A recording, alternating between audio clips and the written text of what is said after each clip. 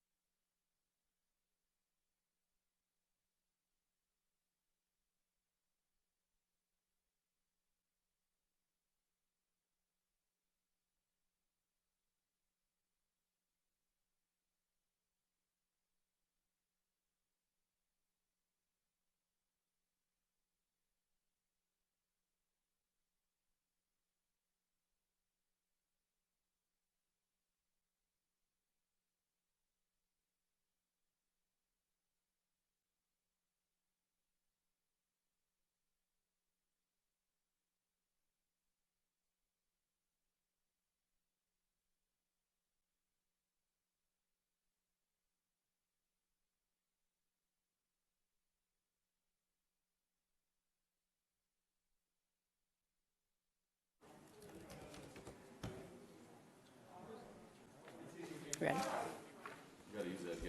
I know it. Hey guys, look what I've got. Good morning, everyone. Our meeting of the Protect the City Committee is called to order. I'd like to ask Mark Pope to lead us first in silent prayer and then the Pledge of Allegiance.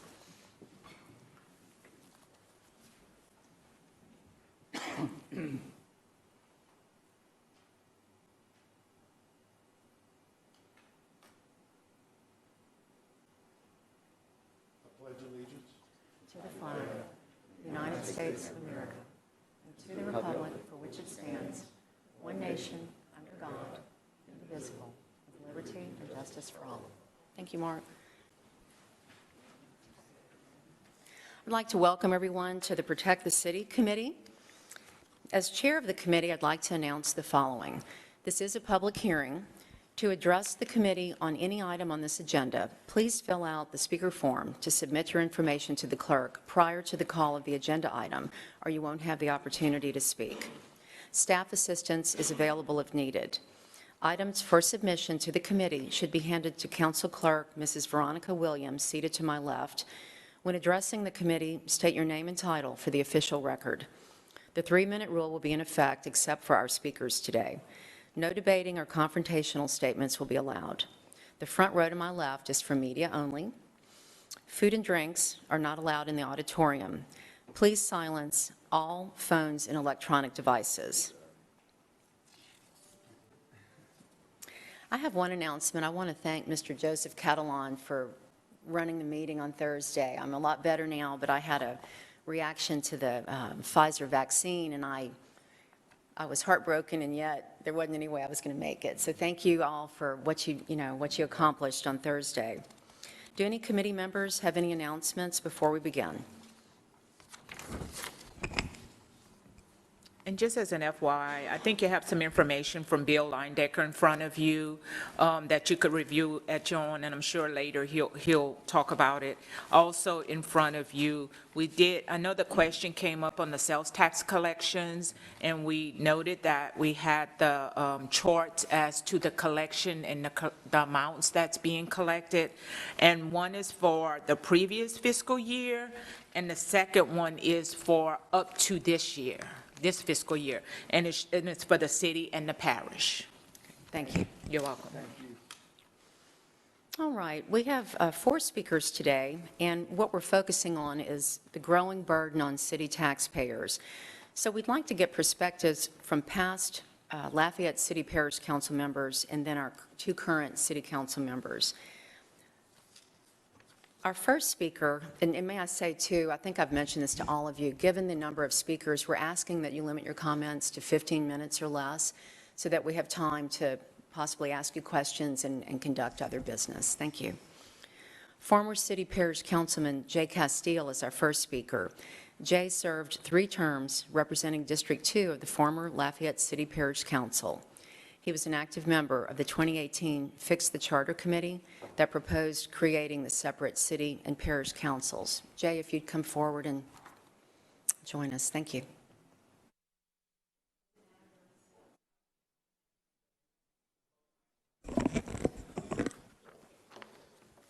Oh, it's coming off. Oh. Yeah. Thank you, Stuart. Well, I appreciate the invite. When Jan called me and had asked me to come speak, I didn't really have any reservations. I just didn't know which direction the committee was going to go into. I was part of the original Charter Commission issue in 2011, also 2013 when we had some amendments that failed, and our last 2019 when we actually had the election to split the councils. So if you guys want to ask the questions, then I could answer your questions, or you just want me, you just let me know what you expect from me, and I'll try to follow. If I may jump in, Jay, what motivated you to serve on Fix the Charter, and with your 3 terms experience, what you learned about how the budget worked and the flow of monies to cover needed expenses? All right. Well, the last push that I was involved in really stems from the beginning of my term. when I started in 2008. I knew that the parish and the city had issues. So that's why I formed the first charter commission, to actually sit down and come up with a plan to either make consolidation work, or if it has to be split up, make a plan for the split. That's what they were charged to do, and they didn't come up with any plans for that. They just came up with straight up deconsolidation and had no plans to move forward with it. That was a little discouraging. So that's why I didn't support it, deconsolidation at the time, because there was no plans in place. When we did this last split of the councils, I figured the intent was to have a city council and a parish council to handle their respective funds. We also expected a separate budget for the city and a separate budget for the parish, and one for the consolidated part of the government, such as employees and equipment and that type of stuff. So if you read through the document, it's clear what the intent was. You could always read something into anything, but if you read the document, it tells you exactly what the intent is to be. We wanted the city to have its own council so it can govern its own funds, and we wanted the parish to stand on its own and do their thing and try to rebuild the parish funds back up, come up with different ideas, do what they have to do to try to get the parish back on their feet. That was the whole premise behind it. And eventually, after doing that, we were hoping that a commission could be formed to go ahead and finish the framework of the split, and then go ahead and have a vote for the public to go ahead and do that. Because it's time that, it's at a point where we need the parish to stand up and start doing its own business and figuring out ways to fund its issues. And the city also has some issues that needs to be addressed. And I never did care for the city dollars being used on parish issues and then being repaid back. To me, that's just not how you do good business. And that's how we operated for a long time. And we still operate that way. Every year they come out with this formula that in the budget, and it's 80% for this department for the city, 20% for the parish. You can put any number you want there. That's just you hiding behind something. So when we decided to put this split together, we was hoping that most of that would go away, except for, like I said, the employees and the benefits and the certain items that are consolidated that needed to be worked on. But I'm hoping that when you guys finish your work, and gals, ladies, I'm sorry, I just say guys, it covers everyone, okay? Just don't take no offense to that. I've been doing that for 12 years when I sat on the council, and I used to get fussed at by Ms. Veronica. So when you finish your work, I hope you have a better understanding of how this government is dysfunctional and how it needs to go back to the city governing itself and the parish governing the entire parish. And when I say the entire parish, I don't mean just the unincorporated areas. The entire parish is 6 municipalities and then unincorporated areas. Because every time somebody talks to me about the parish, they're talking about unincorporated areas. And that's not the parish. The parish is everybody.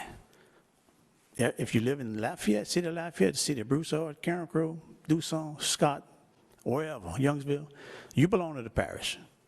You pay a parish tax. That parish tax should be spent in your city, just like it's spent in the unincorporated areas. The parish is responsible for certain coulees in your city. We should clean them coulees and ditches, if that's our responsibility as a parish. So when you go back to what it's intended to do, then it's real easy. You can muddy the waters up all you want. It's basic government. Why would you want a parish running the city books? No idea. And you sure don't want a city running the parish books, because that affects all the other municipalities. So you guys have a daunting task in front of you. I know you had some speakers and some comments were made that they think that consolidation benefited the city of Lafayette and other cities. I would say it benefited to an extent, but the other cities, the other 5 municipalities, they took it upon themselves to make their communities better by doing certain things. See, Lafayette didn't have that opportunity because it was always consolidated with the parish. So when you would get a vote up here and the city wanted to do something, if say the parish guys, I was one of them, I was considered a parish guy. If I didn't think it was well spent money, I would vote against it, then it would die and go away, 5-4. So it needs to go back to where it was, and it needs to be correct. It has to have a plan in place. I feel we need a commission that needs to be set in place to do that and charged with that, with a plan. But straight up deconsolidation, I just don't support that. If it have a plan behind it, then we can move forward with it. So I have a few questions that were handed to me that you wanted me, I guess, to answer. I don't know, Bill? Do yours? Okay. Okay. Yeah, I'm finished. I mean, you kind of know the gist of what we did this far. Displaying in the council was the first step of a plan, hopefully, that was going to take place. The parish council and the city council would see that and then start working towards making it better. That was the whole concept behind it. This wasn't done behind closed doors. We've been discussing this issue the 12 years I was here. They're still discussing it now. It is a problem. Jay, I have one question before Sure. you go to that.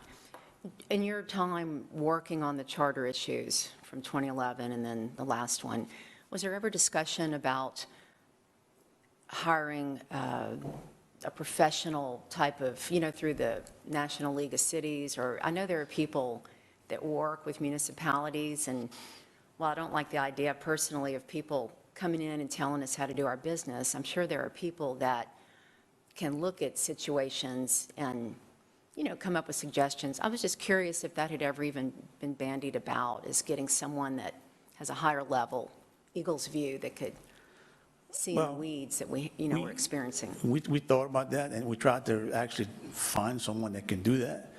But consolidation is not something that's everybody's doing. That's something that doesn't happen often. Baton Rouge has it. We have it. There's not many for. Yeah. Yeah, so there was really no one to go to ask the correct way to do this thing. So that's why we kind of, we stuck with what we had in front of us and started working. And I just wanted to explain that to you. I spoke with Mr. Gordon Wiltz over there, and we both thought it'd be a good idea, instead of just throwing a question at you, to give it to you in writing so that, you could formulate some ideas and things like that. And I don't think everybody has a question. I don't think everybody up here has a question, right? The questions that I submitted. So what I'll do is I'll just read the question, and then we'll go from there, if that's okay. That's fine. You can shoot from the hip. Okay. I'll answer from the hip. Okay. Let's go. So the question that I proposed, I'm not going to propose this to everyone, is after this committee makes its recommendations to the city council, and if the city council approves the recommendations, the city council is prevented from moving forward. Nothing changes. The status quo remains. So the city of Lafayette is not allowed to elect its own exclusive, fully functioning mayor. The city council is still limited and restricted on its ability to serve the city of Lafayette taxpayers. The financial dynamics and cost allocations presently used remain intact. The city of Lafayette is prevented from enjoying the same level of autonomy enjoyed by every other municipality in the parish. So the question is, in your opinion, is there one of the aforementioned items that will continue to have the greatest negative impact on the city of Lafayette, or is it a combination of these, or even something else? It's a combination of all that. I know for a fact Councilman Nakan, he's tried very hard to show the condition of the parish. He and I both did when I was in office, and he continues to do that. Annexations was a problem, so that hurt the parish. So we need some type of plan to build the parish back up. And all these items you have here concerning the city, it will affect the city. If it continues, it'll be a detriment to the city of Lafayette. I'm by no means a scholar, but I can tell you, it don't take a brain surgeon to see what's happening. Something needs to be done soon. I would love to see something on the ballot in a couple of years, right before the next election, hopefully with a plan on making this split and doing it methodical with a plan on how to handle public works, how to handle each department, that's combined. So everything you listed here, yes, it's going to impact the city of Lafayette greatly. Thank you.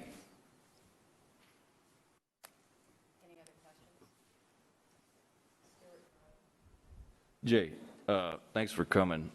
Question on the city funds being used to pay for services in the parish.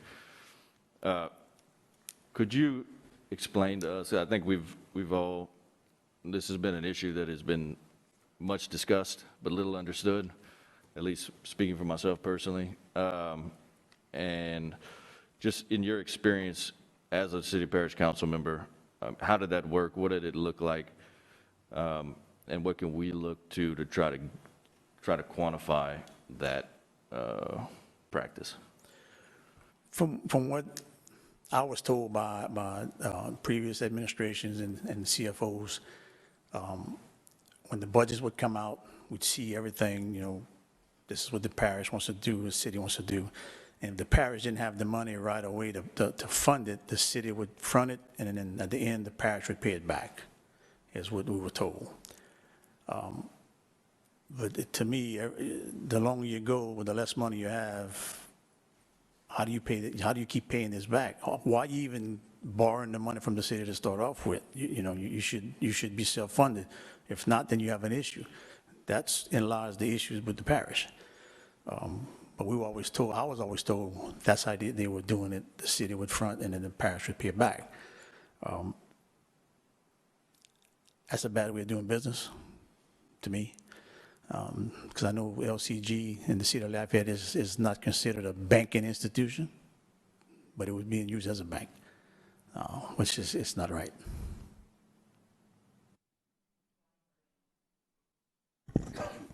Thank you, Jan. Thank you, Mr. Castillo, for coming. You mentioned that deconsolidation, you're kind of on the fence about it.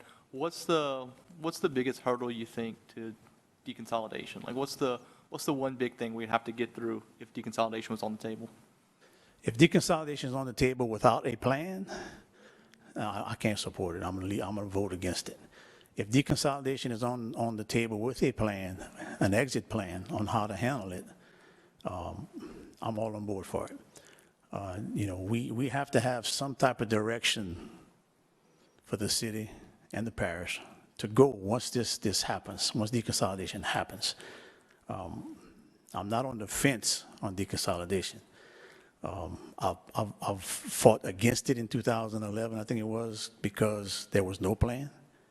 But if the commission would have came out with a plan for both sides of this thing, then I'd have voted for it. I'd have pushed it hard. But they didn't. So I went out and I did my best to kill it. Because when you just go up and give the voters an opportunity just to deconsolidate with nothing, with no plan to look at and work on, what you have? You have chaos. You have nothing. Who's going to say, well, who's going to dictate which way the city is going to go, which way the parish is going to operate? It's total chaos.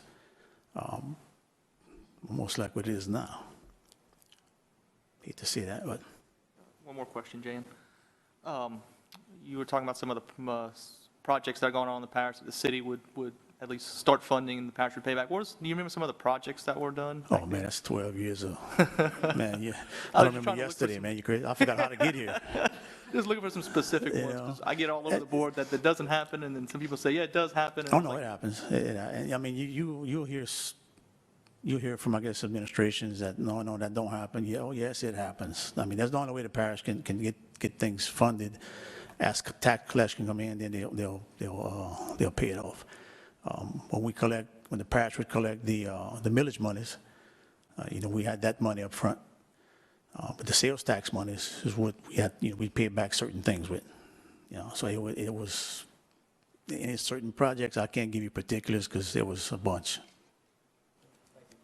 As we close, I had another question. Do you know if the monies would be paid back in the same fiscal year? And was Louisiana Avenue an example of a program that was paid for with city dollars? Louisiana Avenue was paid with city dollars because it was inside the city limits. The last portion of Louisiana Avenue was outside the city, but it was also part of the program itself with the state and everything. So, I was trying to get at least that stretch annexed into the city so it can be completed. And the prior administration, through politics, was playing games and did not push it. So it died because the city shouldn't pay for a parish project like that. Means that it was part of the overall project that the state was also having monies to put in. It should have been annexed. That strip should have been annexed, and it should have been taken care of ahead of time and built. That was a major connector for the northern part of the city and the parish. So that's when politics takes over. That's what happens. And that, if we don't fix this, the same thing is going to continue to happen. And my last question was, do you know if monies were paid back, if the parish, got a loan and then was it paid back? And as a council member, were you kept up to date on this type of budget issue? Would y'all get updates on No, balancing we the wouldn't budget? get updates. It'd be just a budgetary item. They would do internal transfers upstairs.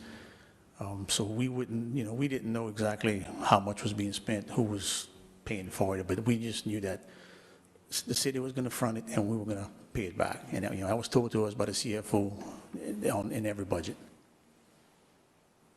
I think we have another question from Mark Pope. Hey, Jay, thanks for coming. So I want to, in my reading and research, I know you said there was no specific plan, but what I can remember from the 2018 Charter Commission is that the last city charter was taken and mildly amended, and the last parish charter was taken and amended somewhat. And basically, that's what we voted on. So, I mean, I have redlined copies of city and parish, and that was the George LUS committee. But that's as I recall. It's not in front of me, but so we were voting on just what used to be with some very minor modifications. So What we were voting on was far from minor modifications.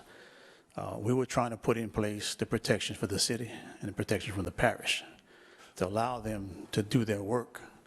no, you're talking about fix the charter. I'm talking about the 2011 vote. I'm sorry. Well, we took some things out Deconsolidated of, effort.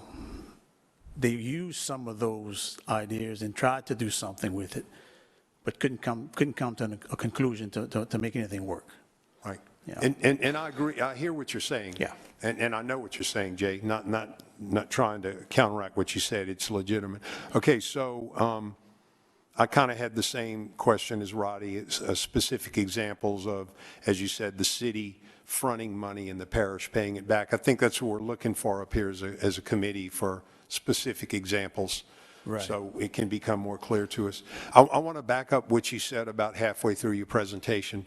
You said that consolidated government should mean not just the city of Lafayette and unincorporated parts of Lafayette Parish, but all 6 municipalities.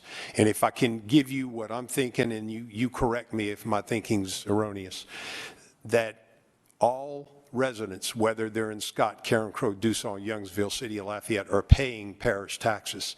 And this is something that Kevin Nakan harps on all the time. Our millages are the lowest in the state, our property millages, roughly about 88 mills right now.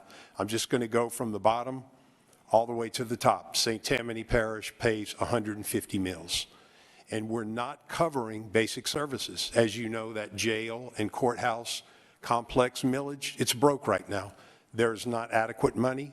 because we're still operating on a tax that was intended for 1960. So is that what you meant, possibly stepping up the property millages paid for by every resident in Lafayette Parish? Was that your thought? We all know it's going to take money to operate this parish, because we don't have the funding in place to do an adequate jail, an adequate courthouse, assessor's office. I mean, you name it, whatever the parish funds, we don't have adequate funding. So our intent when we split this council was for the parish council to grab the bull by the horns and say, look, this is what we need to do. Councilman Knock and myself, we did that for the last probably 4 years of my term, trying to hammer that home to people to understand it. Because some people in other cities say, well, why would I want to pay a parish tax? We fine here. Well, no, you part of the parish and you use the courthouse and hopefully you don't use the jail, but some of you do use the jail, and that's paid by parish funds. And if you don't have the funds to operate it, then what you going to do? So yes, I see something coming as far as we're going to have to do something as far as for upgrading our villages, right-sizing them, moving them around, or whatever it's going to take. But that's part of a plan that I'm talking about. If like Public Works, instead of the parish owning a Public Works department and buying all the equipment, you third-party it out, or you go in intergovernmental agreement with a city. If it's in Karen Crow that you got to go dig a cooler, you do an intergovernmental agreement with Karen Crow, let them dig it out, and you pay them to do it. You do with Lafayette, the same thing. So the parish government doesn't have to grow like some people are saying, and neither does the city. You can do things within the government with each other and make it work. And deconsolidation, I don't believe it should stay like it is. It should be split up, and that's just an ugly word, deconsolidation.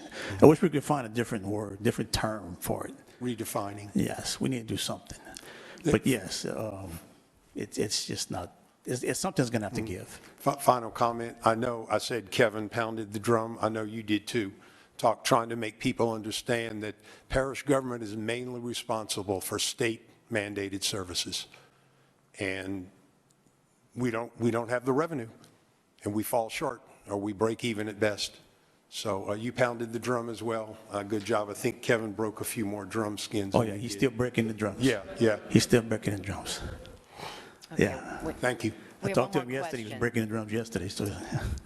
One more question, Stuart. Okay. Yeah, speaking about the parish responsibilities, would you say that, I think one of the goals of consolidation was that there would be cost savings to the parish that would allow it, with a shrinking budget or shrinking tax base, to continue to operate without raising taxes. But would you say that consolidation has actually kind of had the opposite effect, or not the opposite effect, but had the paradoxical effect of allowing the parish to kind of skate under the guise of, well, we have this $500 million budget and the city has all this money, and so the parish never really has to face the music? Very well said. I agree with you 100%. That's exactly what happened. The parish budget, the general fund, it stayed the same. The income stayed the same as far as for the millages. Sales tax dropped because of annexations, but the millages never changed. We're still working off of 1960 millages, trying to do 2020 work. So that never changed, and that's something that we try to hammer home, and nobody wants to listen. So the split, we're supposed to have a separate budget for each city and parish to show that. And that still hasn't happened, and it needs to happen. That's the only way we're going to be able to show the people, the voters, what's really going on with the government. Because right now they don't trust government. They don't like paying taxes. I sure don't like paying taxes, but I want the services, so I know it takes money to do that. And a parish-wide, not just unincorporated areas, everywhere in this parish needs to benefit from that parish fund. That simple. Jay Castile, thank you so much for being here today and for your service through the years. We appreciate you. Well, thank you all for having me, and if there's anything I can help you guys with, just give me a call. Thank you. I look forward to y'all's resolve and see what you'll come up with. Thank you. Thank you. I like the term reorganization, kind of like articles of incorporation. Yeah, something that's transformative. Our next speaker is Parish Councilman Kevin Nakhan. Kevin represents District 2 of the Parish Council and was a member of the 5th and 6th Lafayette City Parish Councils for 2 terms. Councilman Nakhan gained leadership experience by serving as vice chair and chair of the council and by his formation of the LCG Future Needs Funding Sources Committee. Kevin, thank you for joining us. You're welcome. Thank you for having me. So, you know, having the experience and working on those committees, putting those committees together with Jay and I and Kenneth, you know, I got to be straightforward and say I want what's best for this whole parish. Whatever that looks like, how does it work? I'm all in to see how this community, both the city of Lafayette and the surrounding unincorporated area in this parish works together, because truly you can't do one without the other. One thing I will say is that, you know, we looked at the parish millages in the committee I had formed, and then when Jay was chair, he put a committee together. And the common thing was we brought all of the taxing authorities in, all the ones that we didn't have control over, from Tesh Vermillion to a lot of other ones. And we compared our millages, like Mr. Pope said, compared to other parishes. And it was amazing to see that we ranked like 52 out of 64 for having the least amount of property taxes. And yet you sit here with a university here and you have all of these needs, and your sales tax is probably the cheapest at 8.5. It was mind-blowing to see where we were at, but we as a parish, without a doubt, these millages ain't covering the expenses. And the one thing that everyone keeps talking about is every inch of the city is in the parish. Well, every inch of Scott is in the parish. Every inch of Dussault, Carencro, Broussard, Youngsville is in the parish as well. Those municipalities, along with the city of Lafayette, pre-consolidation, but mainly more during consolidation, annexation flew out there was no guideline. It was a free fall. I hear a lot of people say, well, the only way consolidation works is if everybody would have joined in, and municipalities opted out. They opted out for whatever reason, but they also had that ability to grow as fast as they did because they weren't in consolidation. If we were all under consolidation, you'd have had one mayor president and 9 council members deciding the development of Broussard and Youngsville. They would have to decide if they wanted to tax that area for a park. I mean, when you look at it from that perspective, this parish as a whole probably would have not grown. Scott, Dussault, Carencro, Bruce, none of those would have taken off like they did if we were under true consolidation. Has it handcuffed the city of Lafayette in many ways? I agree with that. I'm not disagreeing with that. But I also know that when it comes down to drainage, millage, parish money, roads, bridges, you know, Jay and I used to talk all the time. The local mayors would say, you know, yeah, we're annexing and we're taking your sales tax revenue, but we're paying property taxes for roads, bridges, and drainage, and you ain't doing one project with our tax money in our municipality. And how could I argue? They're right. You know, when you look at what they're paying for roads, bridges, drainage, they're not getting any projects. So the only entity that was getting and sharing the parish-wide drainage revenue was the city of Lafayette, because they chose to opt in. So naturally, it makes sense that the city of Lafayette has been able to use the $9 million of parish drainage money, because none of those other municipalities were in that pot. So if we're going to look at splitting it, parish is going to walk away with $9 million of drainage money. And now the city of Lafayette is going to be in the same boat that the other municipalities are in, is that the parish council at that time can say, well, we're going to choose what projects we want to do. That's one thing I think we have to look at. What does that look like? Has the city of Lafayette benefited by getting drainage projects because they have been consolidated and had $9 million to do projects with? Absolutely. Can the city of Lafayette do what they need to do with the drainage on College Saloon and the south side area that's flooding and dredged of $1 million with the city property tax drainage millage? I don't think you can do it because you're only going to have $1.9 million.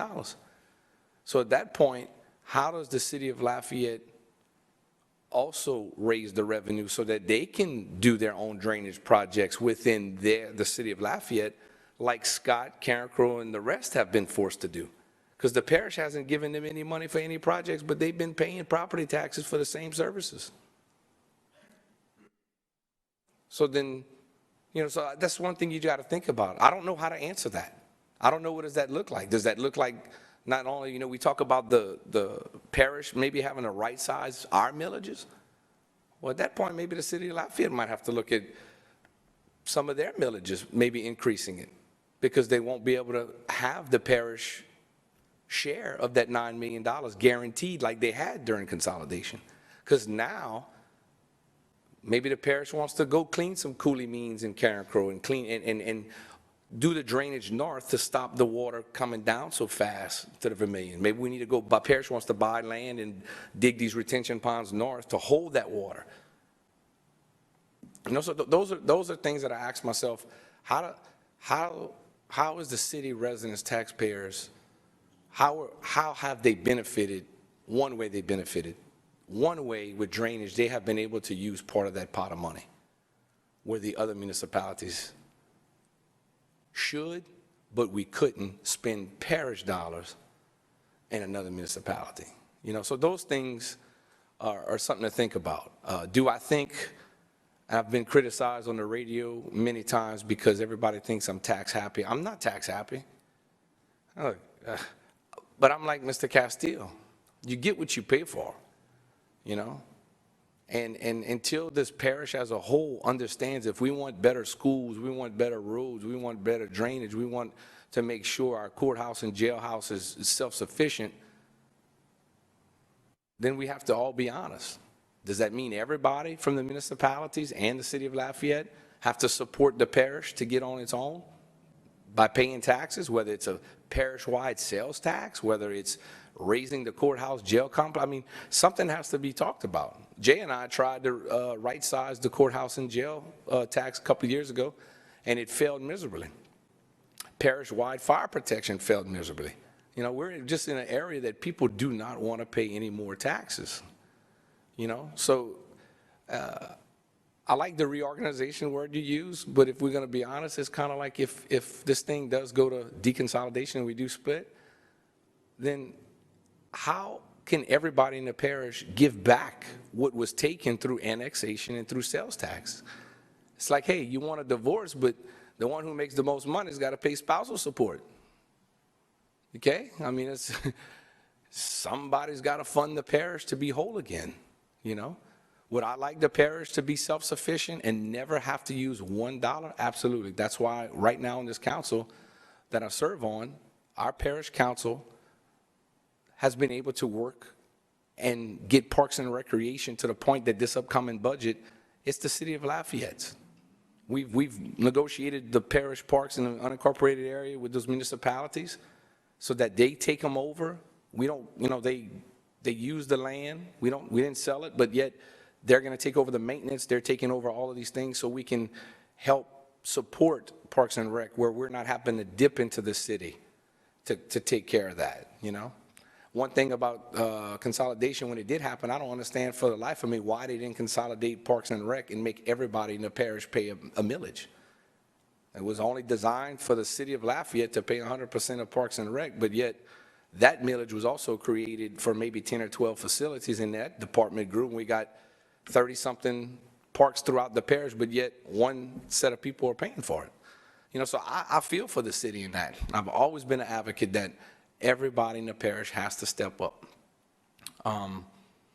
So just a couple of those things is, I'm like Jay, I can support something that has a plan, but I cannot support just to say we're going to break it off. And today, you have to ask yourself as a committee, and maybe that's one thing maybe you can request from financial department or get a third party, is, hey, if we split this pie right now 100%, how much is the parish in the hole?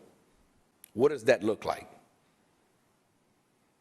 We don't know what it looks like, but we can't ask the voters to go support something with no plan behind it, and then all of a sudden force the parish council to say, well, we're going to raise everybody's property taxes. So those that live in the city, as much as they want the autonomy and as much as you want your own mayor and you want everything to be like everybody else, then that also means you may have to pay more in parish property taxes. And is the city of Lafayette residents willing to help the parish get on its own for that divorce? So I think when you split, taxes are going to have to be brought up. And I don't know if we're there yet, you know. But I do want the city of Lafayette, you know, to have their own opportunity to do what the other municipalities had without having a parish person involved and maybe votes a certain way that denies the city of Lafayette to have that opportunity. I mean, I don't think that's right. When I served on the 9-member council, it was 4 parish guys, 5 city. I supported the horse farm. I was a parish guy. Castile supported the horse farm. Why? Because we did what was right, because that was a city project. Some other council members might have said, no, that's misuse of funds. But hey, that hurt the city because maybe that was the right thing to do. Now it got done, but I'm just saying those are things that I think stirred up the pot for deconsolidation, was that we had a few council members that seemed like they were always against the city of Lafayette, and it could have hurt them. You know, thank God we had a lot of 5-4 to the plus. So, I mean, I've supported the city in many projects because I think it's right, you know. So we got to look at that. We got to figure out where we at, what does it look like, and, you know, who and how are we going to repay the parish or allow us to be self-sufficient. We can't just split because we want to split and have no plan. So, Kevin, I'm a Parks girl, and as an attorney, I rely on the courthouse for land records. You know, a lot of us hopefully have not been in the jail, but we do need a jail to protect us from people that need to be in jail. Your work on the future needs and services, you know, your understanding of this must have led you to serve on that. Where are the records? Like, I'm just curious, is there like a report that was put out that we could incorporate? Ms. Williams does a great job, and Joseph too, and if you get with them, my committee that consisted of city folks, we had, I'm trying to think, we had Chad Hanks, who was an unincorporated area person. We had, trying to remember the name. Sarah Harper. Yeah. You had, who's the bank guy? Jerry Prejean. Jerry Prejean. The bank. When they went through it and interviewed every department and everything, they have their recommendations on right sizing the millages and what would have taken. Mm-hmm. We failed to bring it to the voters because Jay and I we were only 2 that was willing to go and give the recommendation. And the one thing about the committee was there was no elected official on that committee. It consisted of city, unincorporated areas, and different types of jobs that they had, and they looked at everything, and they said the parish cannot survive unless you right-size those millages. I know my travels to Baton Rouge, to their courthouse and other parishes, you know, they have higher filing fees. I know there's other ways to raise money, and that's not our scope here. Right. But listening to you, it just brings home, after looking at the budget, this work on this committee, for me, has taken my understanding from barely looking at a headline to looking at the budget and realizing our Parks and Recreation Department has been slashed. Mm-hmm. All of our senior centers, the museums. Yeah. Our sales taxes did not go down, and yet here we are as the city of Lafayette, and I put ourselves in the same stead as the other towns. I understand what you're saying. Right. But we are paying a price, and I, as a citizen, really am grateful I've gotten to serve on this, because I understand now what you and others have been grappling with, so thank you. Yeah, no problem. Thank you. You know, it's one of those things, You know, we've heard the fear of, oh, we're going to close golf courses because, you know, as a community and a government, you provide certain services that you're never going to make money. You hope to break even. Golf courses, ballparks, rec centers, senior centers, those are things that you provide as a government for the service, not to make money. You'd like to make money, but at the end of the day, you want somebody traveling in to say, hey, I like your golf courses. Hey, I like your parks. We went to a tournament here. Oh, it's very nice. I mean, you have to provide those things for a community. If you close parks and you don't have parks and things for people to do, you don't have a striving, you know, feeling around here. And to the courthouse and the stuff that you're talking about, you know, that's the one thing. Everybody in this parish uses the courthouse and jailhouse, no matter where you live. And that has always been depleted. You know, we take from the courthouse complex fund to fix everything in the jail. You know, so we struggle with that big time. I just hope that whatever comes out of this is that we look at every angle really close, you know, and do what's best overall. But as a council member, our elected officials as a whole has to do a better job of understanding when millages come up to be rolled up or rolled back. You have to be educated, because if you roll down too much because you don't want to get the public mad, oh, you raised my taxes, then you roll down so much that you lose the ability to get what you should have been getting. And Conrad will tell you, we've rolled down the parish general alimony tax, used to be 3.9 something. Well, it's down to 3.1. You can't go back to 3.92 without going to the voters to increase that tax. So how much money has the parish lost by elected officials not doing the right thing because of the fear of being talked about on the radio, the fear of being written up because, oh, you're for taxes, you just increased my tax? Well, as time has gone by, expenses and services have gone here, and our millages continue to drop because, oh, at the time, we didn't need that amount of money. We had plenty. Well, you have to make the right vote. Parks and Rec got slashed by $3.5 million because we decided we weren't going to roll up the millage. You know, the city of Lafayette wanted to go for a Parks and Recreation sales, a millage increase, and, you know, we didn't do it. We said, no, we're good. We're going to try to get a parish-wide tax passed. Well, we missed the boat on that. We lost the revenue on that. You know, so there's a lot of multiple factors that come into play when we talk about making the parish whole. We have to make better decisions as elected officials and mayor presidents, and, you know, we have to look, and you got to do what's right. And doing what's right is not very popular. You know, but you got to have thick skin, and you got to have big shoulders, and you got to be able to say, I got to do what's right to make this parish as a whole operate.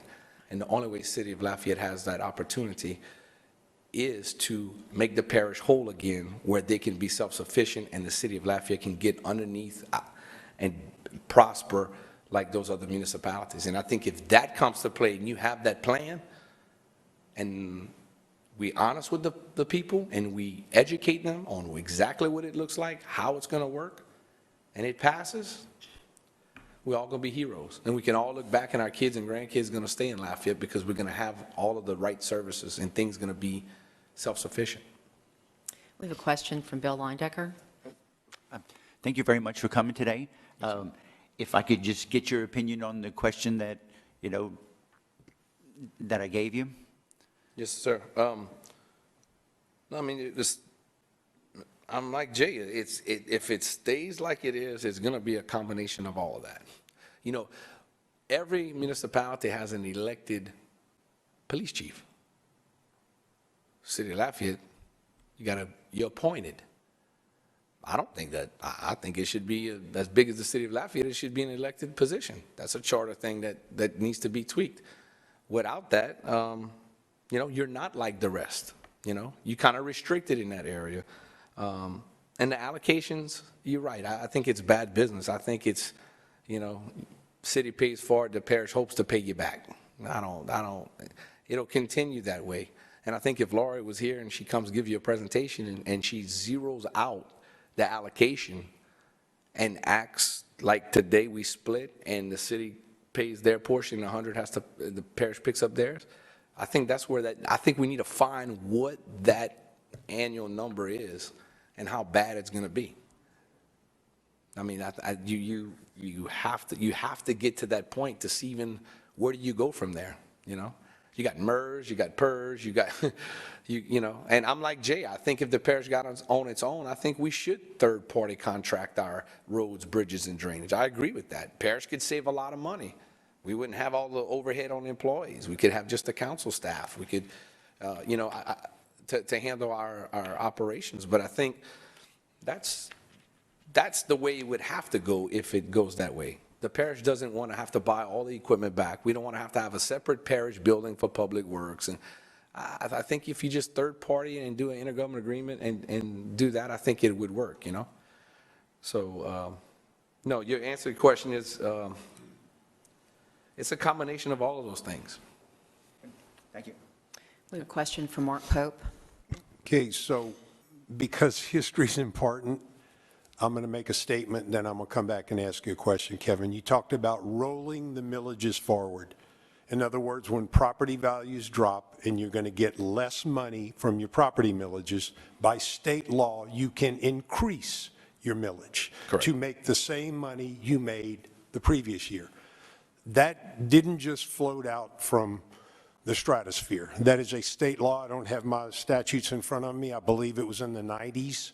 Because in the 80s, and going from memory, I believe 82 and 86, oil field downturn, property values went down. There was no provision, state law, that said you could roll your millages forward. So parish government had to lay off pretty doggone heavily because they got less revenue from their tax millages.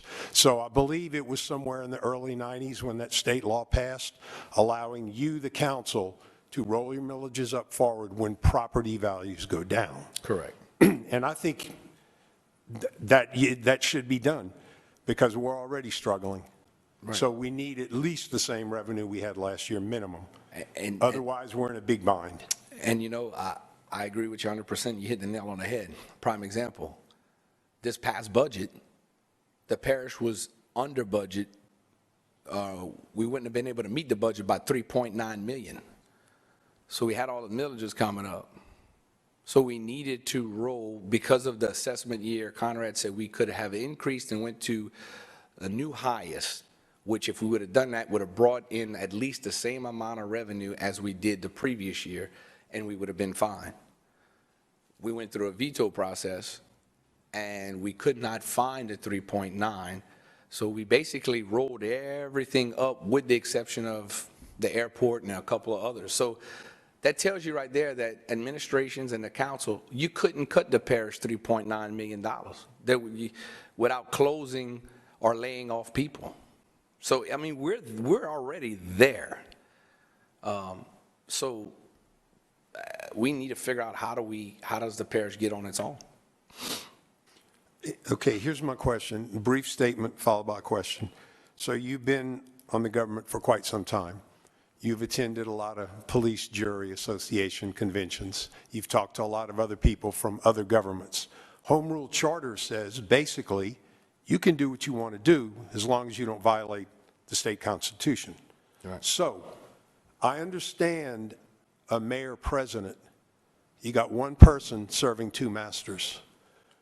What about the thought of a parish either manager or administrator who could be elected, from my understanding, elected or not elected, so you could have a standalone mayor for the city of Lafayette? Have you ever talked? And by the way, this was a thought. Currently, 38 of our 64 parishes are still police jury. So have you talked to anybody who uses a parish manager or a parish administrator in other governments in the state? Yeah, I have, and they will, from what I gather, is it allows that parish council to focus on the parish issues without having that conflict of wearing two hats. And so to answer your question, yes, I have, and St. Landry is one of them. You know, they have or Arcadia Parish has a police jury system. And I've talked to both of those, and, you know, it works well. So I have thought about that. I have also said that if y'all had a plan or it goes to the thing, that the parish people would like to have their own parish manager or representative to work with the parish council and then let that manager work with those municipality mayors so that there's a more one-on-one relationship to know what is exactly needed in every municipality, you know? So I think it's, yeah, I mean, you got the numbers right there. There's more people that have that system than what we have in Lafayette. Lafayette we're different than everybody else. Everybody else already has that representation. So, I mean, it's a thought process for sure. We have a question from Roddy Bergeron. So, Nakhan, thank you for coming. One of the issues, and Mr. Castillo touched on it, is people don't trust what their government's doing for whatever reason. Do you believe that making some changes to the budgeting process, like splitting up the budget so that there's a city, a parish, and a consolidated budget, or even, like you said, getting rid of public works and just having one public works department that the parish would enter into intergovernmental agreement with, do you think that would help with some trust issues? Do you believe that opening up that budget process or making it a little bit more cleaner would increase some of that transparency and trust? Yeah, absolutely. You know, the one thing a lot of people have talked bad about the recent change of the split of the council, and it's worse now than it was before. I disagree with that for the simple fact that because now I'm on the parish council, I can address parish issues and go right at them, where before when I was on a council of 9, our agenda item had 40 items and 36 or 34 of them were all city. So we were focusing on LUS, fiber, police, you name it. And the parish never could really dive in, or the 4 parish council members at that time couldn't dive in to see exactly what the parish issue is and really focus on it. So the split now as it stands is great for the parish because we can focus on our parish needs. It's good for the city, but then yet we still kind of hand-tied through the budget process. To your point, we have not, or I haven't been presented with a budget to say, hey, this is 100% parish expenses, this is 100% your budget. Then I can say, well, like you, to your point, I think we need to look at that. We need to look at if the parish council could not have public work, you know, exactly what you said, separate it and see what that looks like. But no, we haven't done that yet. The councils are split, we get 2 separate agendas. We focus on what we have to do in the parish, from the courthouse to jail to park. I mean, and we're working on that, but no, we haven't. Our budget still has allocations. It still has things that, you know, we have to do a joint budget. We have to both agree on certain things. That's difficult. That's where I think the frustration comes from the city taxpayers and the city councils, because they want to do something in the city budget, but yet because we contribute 10% of the allocation, we still get a vote in it. You know, so I think I think it's a good idea to probably get with administration and say, let's start seeing if the parish can third party these, you know, at least for public works, start doing some of that, you know. But yeah, I think it would be beneficial if something like that was looked at. Thank you. Okay. Stuart Bro. Councilman, I think you briefly touched on this, but one thing that's been kind of eye-opening to me as we've been going through some of this stuff is, you know, I know that I have my opinions about whether consolidation is fair for the city of Lafayette, but you look at the ways that the parish kind of has to compensate for being consolidated, and you look at the drainage, which you talked about earlier, and other things, perhaps parish funds having to be spent on the operations of departments instead of money going to projects. You know, I would think that, and I don't know if this already exists outside of the city, but that there are a lot of people who would look at consolidation from a parish perspective and say, this isn't the fairest thing for us either. We're not getting the best deal that we could be getting.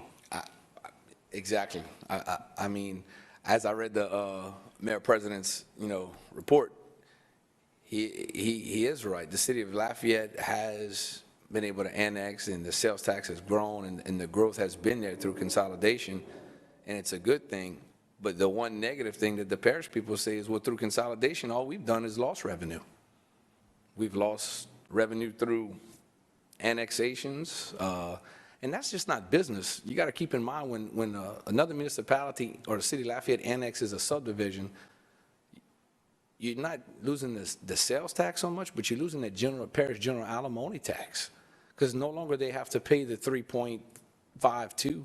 Now they roll down and only pay the 1 point something. So we lose money in our piggy bank, even if it's subdivision. So you're losing it both on business and you're losing it on residential annexations. And so I would say that, yeah, I've heard many people in the parish say, we don't like this process either. We had all this equipment. We used to call our police juror. I used to have a tractor out here. I used to be able to get things done. So yeah, I've heard the opposite side too. I've heard the other people say, we don't like consolidation either. They feel that they're not getting the services as much, and they feel like everything is going to the city. So it is a fight. It's not a fight, but it is one of those things that when you're going to bring this up, it's going to bring up everything. Some people's going to like it, they don't like it, they both don't like it. They both feel like they're not getting what they should be getting. The municipalities feel like, hey, I'm paying property taxes for drainage and roads and bridges too. I'm not getting any projects, whether I can, that's the thing. Whether they decided to join consolidation or they didn't, those residents in Scott, Carencro, Dusar, and the rest of these municipalities still live in the parish and are still paying drainage taxes, road taxes, bridge taxes. Whether they chose to be in consolidation or not, that's not the taxpayer's fault. But they are part of the parish, and they are paying property taxes for services of drainage and roads, besides what they're paying their municipality, So we got to look at that. You have to, and you got to look and see, well, how much is, those municipalities getting? They're aggravated too, Hey, we send you tax dollars for drainage and roads and that, and I can't get y'all to come work in my municipality and clean a coulee for me, Oh, we can do an intergovernmental agreement for like $10,000 and get you a tractor and some manpower, but, there's no more joint efforts in really combining, and doing major projects, I think one of the most important things I've really heard today so far was that we're all one parish. And we need to keep that in mind besides when we get our tax bill at the end of the year. Right, We right. need to remember we're all Lafayette Parish. And we really are we've kind of run out of time, but I just, in closing with you, Kevin, the unincorporated areas that voted no on the tax for fire protection, I think that's what a lot of us, we started really looking, saying, some people are getting more than what they're actually paying for. And I know that's been a cause of yours, and we really don't have much time, but if you could just maybe touch on that, It's frustrating. We went for that parish fire protection tax. I had looked at other parishes. Some of them do a rooftop tax where they, parish-wide, they assess you for a rooftop tax, and that's based on the households and the businesses, and that's how they fund it. And,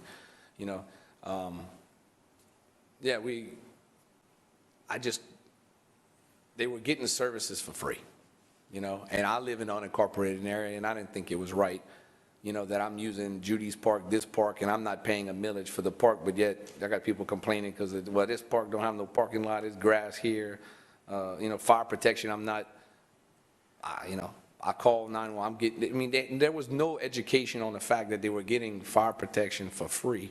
And how can I go charge the city of Lafayette for, get them to come respond? It didn't make any sense. So we have people out there, unfortunately, that are getting services for free. And I felt like it was important that the unincorporated area pay their own fair share for fire protection, and that it wasn't fair to keep relying on the municipalities and the city of Lafayette to come in the unincorporated and put out a fire, So I thought that was the right thing. I still think that was the right decision, was to have those property owners protect their houses and pay what you pay in the city of Lafayette and pay what they pay in the other municipalities. Unincorporated area, unfortunately, I guess the mentality is we want things for free, and unfortunately we've got to pay for things. We have a 10-second question from Mark Pope. So when did parish government stop giving the city of Lafayette Fire Department $100,000 a year? I know, put you on the spot, I know, but it's been a number of years, hasn't it, Kevin? Yeah, we cut that from 'Cause you didn't 100 have the to- money. We didn't have the money out of the general fund. We cut that from 100 to, I think, 30,000 is what we were paying the city of Lafayette to help respond. And a lot of people didn't understand that it takes the city of Lafayette Parish fire rating is based upon all of the volunteers and municipalities in the city of Lafayette. That's what makes up the unincorporated area fire rating. And it was like, we couldn't get the response. Nobody wants to volunteer anymore. But yeah, we had major budget cuts. Our general fund, we slashed the fire departments. I mean, to the point that Scott quit responding because they were losing money by going out, you know? It was a major issue, for sure. But yeah, we cut the city of Lafayette from 100,000 to 30s, and that's why we're trying to secure parish fire-wide protection. We rededicated some create money, so we didn't want to have to create a new tax, and we're working on moving some stuff with the public health millage. So we're trying to do everything we possibly can without having to raise taxes, but at some point, if this is going to be a split, somebody has to come up with a plan to fund the parish, and I don't know how you raise the revenue.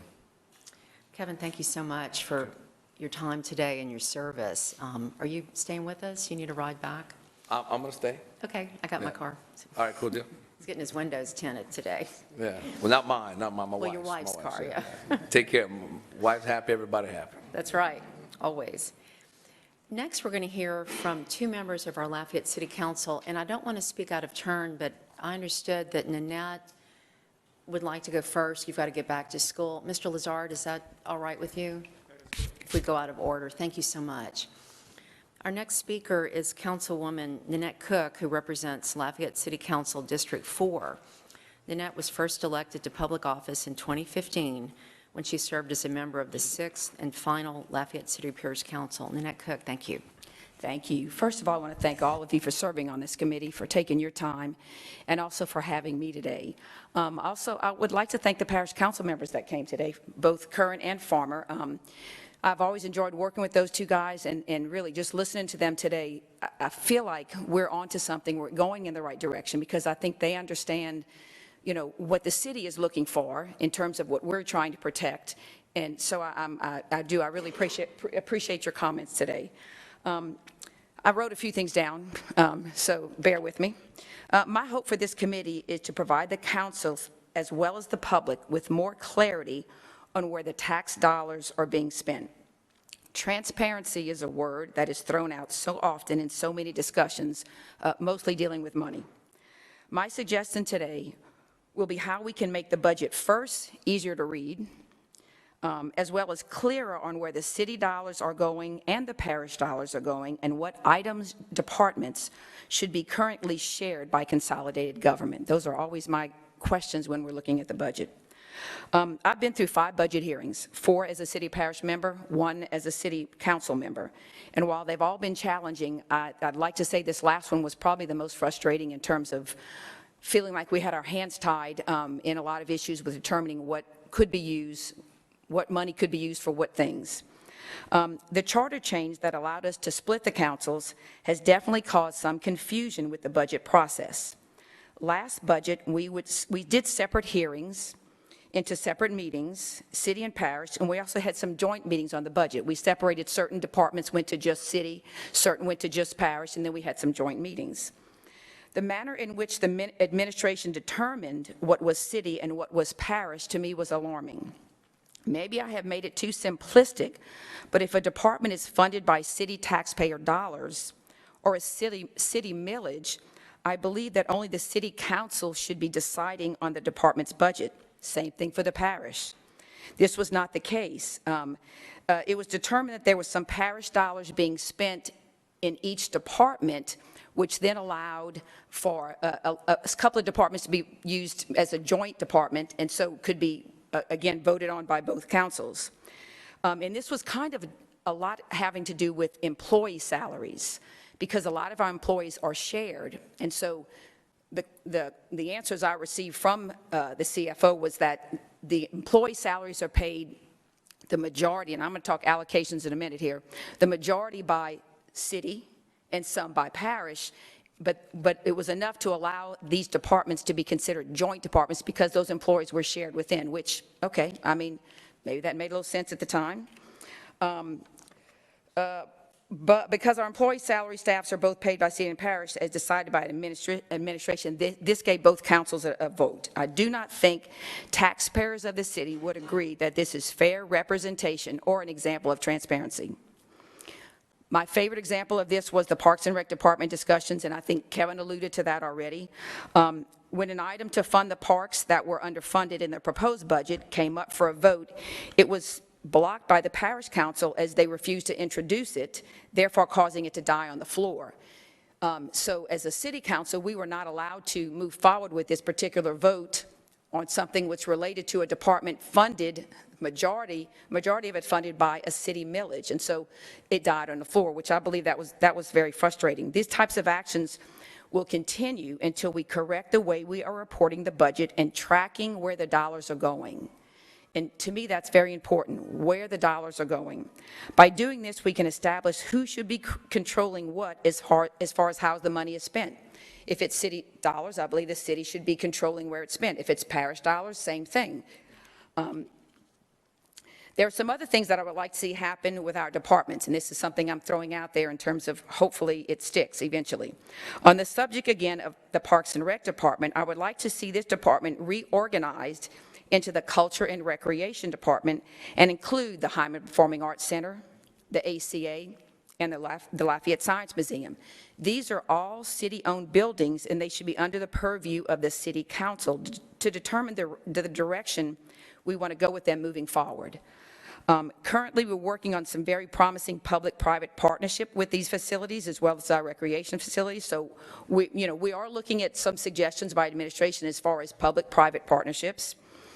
We already have a couple of these in place that are providing to be very successful, both in facility upgrades and programming. But these changes should only be done by the council that represents those taxpayer citizens who contribute to those city-owned facilities. The city council represents 100% of the city. Therefore, they are the entity that should be making these decisions. Do I need to say that again?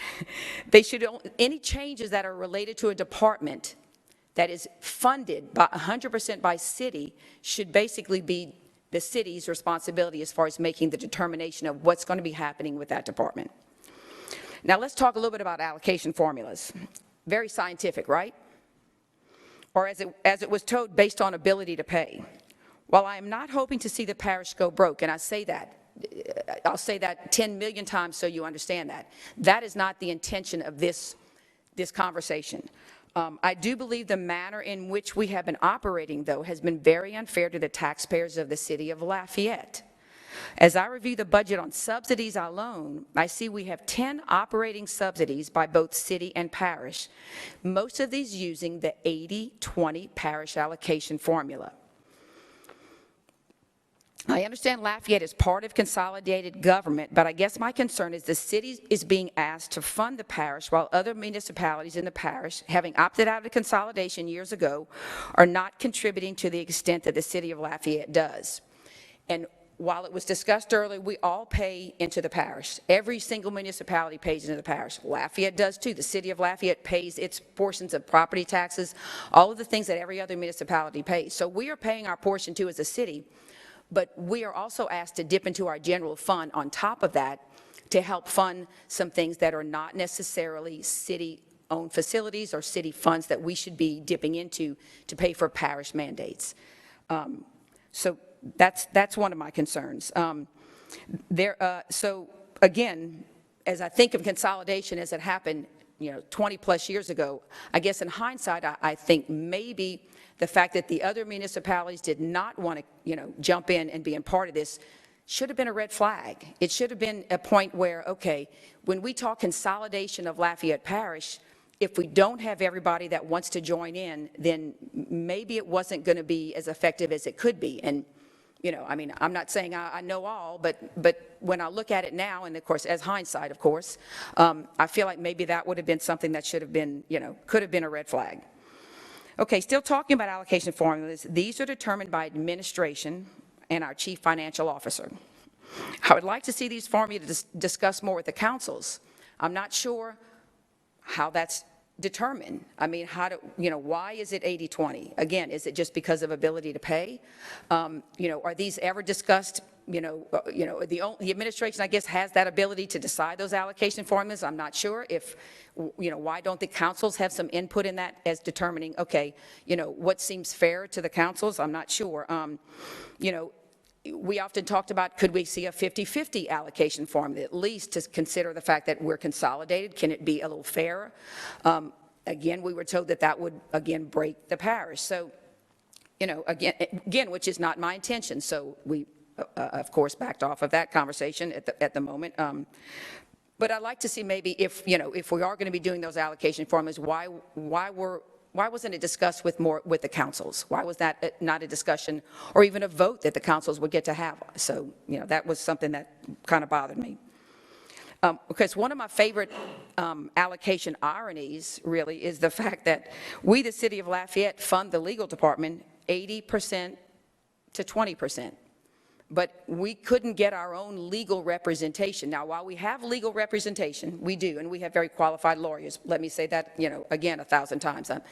No disrespect to the lawyers that we have, but again, when we have a conflict of interest, we need an independent attorney that is just representing the city, and we weren't able to do that, even though in the allocation formula, it's 80 city paying and 20 parish. So that was, to me, that was a little frustrating in terms of that allocation formula. As a consolidated government, I understand we're also sharing employees and equipment, and that's kind of a given. That was, part of the discussion why each department had a little bit of parish in it, because we were sharing these things, employees and equipment. This was what seemed to make sense when consolidation was discussed, sharing of assets to save money. I mean, that makes sense. We're going to consolidate. We're going to share our assets. We're going to share our employees. But sharing should be more equal. This is not the case here. Moving forward, I have just a couple of suggestions, a couple of ideas, and I think some of them have already been discussed. Some of the things I think we need to do, or that I would like to see happen, I would like to, number one, maybe have a budget analyst hired to help us track where the dollars are going, both city dollars and parish dollars. I mean, we have a CFO who does a great job. The budget book is beautiful. But for someone like me, and probably the general public, it's a mystery to find and to track where all the money's going. And so I would love to see if we had the ability to have a budget analyst come in, sit down, and help us understand where the dollars are going. And as far as, the city fronting money and the parish paying it back, I couldn't tell you where I would find that in the budget. I have no idea where that is. And so that's, again, I would like, if I'm not saying that didn't happen, but I would like someone to help us find out where that is.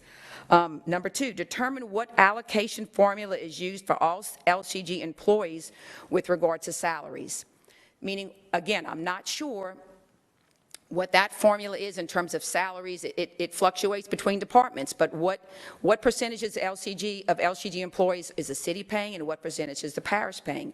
And, if it was a number that the city could live with in terms of taking care of those employees, I would like to see in our split that the city of Lafayette has their own employees and the parish of Lafayette has their own employees as well, so that we could basically, again, clearer lines between the departments and what particular dollar amounts are needed for each. Change the allocation formulas somehow if we had to do some sharing, if we were still moving forward as a consolidated government. This is kind of, if we're not able to do what we're trying to do here as far as deconsolidate, I would definitely like to see some of those formulas changed. I'm not really sure how we do that in terms of making sure that we don't, negatively affect, the parish, which is what we're not trying to do. But again, some addressing of those formulas I think needs to happen. To be in the budgets moving forward, show the parish deficit in numbers of the current fiscal year in which the city of Lafayette is picking up that funding. So in past years, I understand in budgets from Joey Durrell, there was listed the parish deficit. So this, when we look at that budget, we can understand going forward, okay, this is what the city's going to have to help cover. We have not, in the last 4 years as a city parish government, did not have that, and this particular budget as well did not have it. And so I guess I would like to know exactly, what those deficits are in clear as day in the budget, so that we understand, what are we working with? What are we having to deal with? Again, whether we split or not. If we split, we need to know those numbers too, because I would like to see how we can help the parish as far as figure out what they need to do. And if we don't split, then we need to understand what more the city of Lafayette has, how much are we putting in to help fund that parish. So, again, I'm looking at the list of the inter-fund transfers where city and parish dollars are mixed. I'd like to see that a little clearer as well. We talk about it. We talk about how we're paying this allocation formula to this. But again, hopefully my budget analyst can help me understand that a little bit better so we have a clear idea of how many inter-transfers are we talking about. I would love to see, whether we separate or not, we have separate councils now. I would love to see 3 separate budgets. I want to see a City of Lafayette budget, I want to see a Parish of Lafayette budget, and I want to see a Lafayette Consolidated Government budget. I'd like to see those 3 budgets when we come to budget hearings, so we can have a clearer picture of exactly what all 3 of those entities are dealing with. What kind of money's coming in, where's it going? To me, that would make things so much clearer if we were to separate those like that.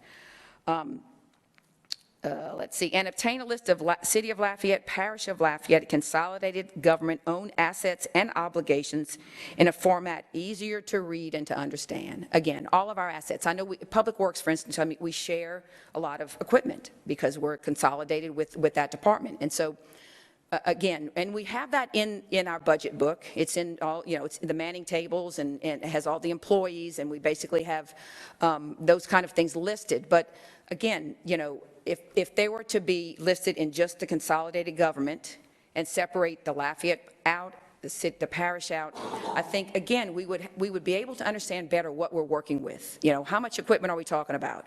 And if we do want to contract out and basically not have to, separate to where maybe parish, public works, department could reduce some of their overhead by those kind of things.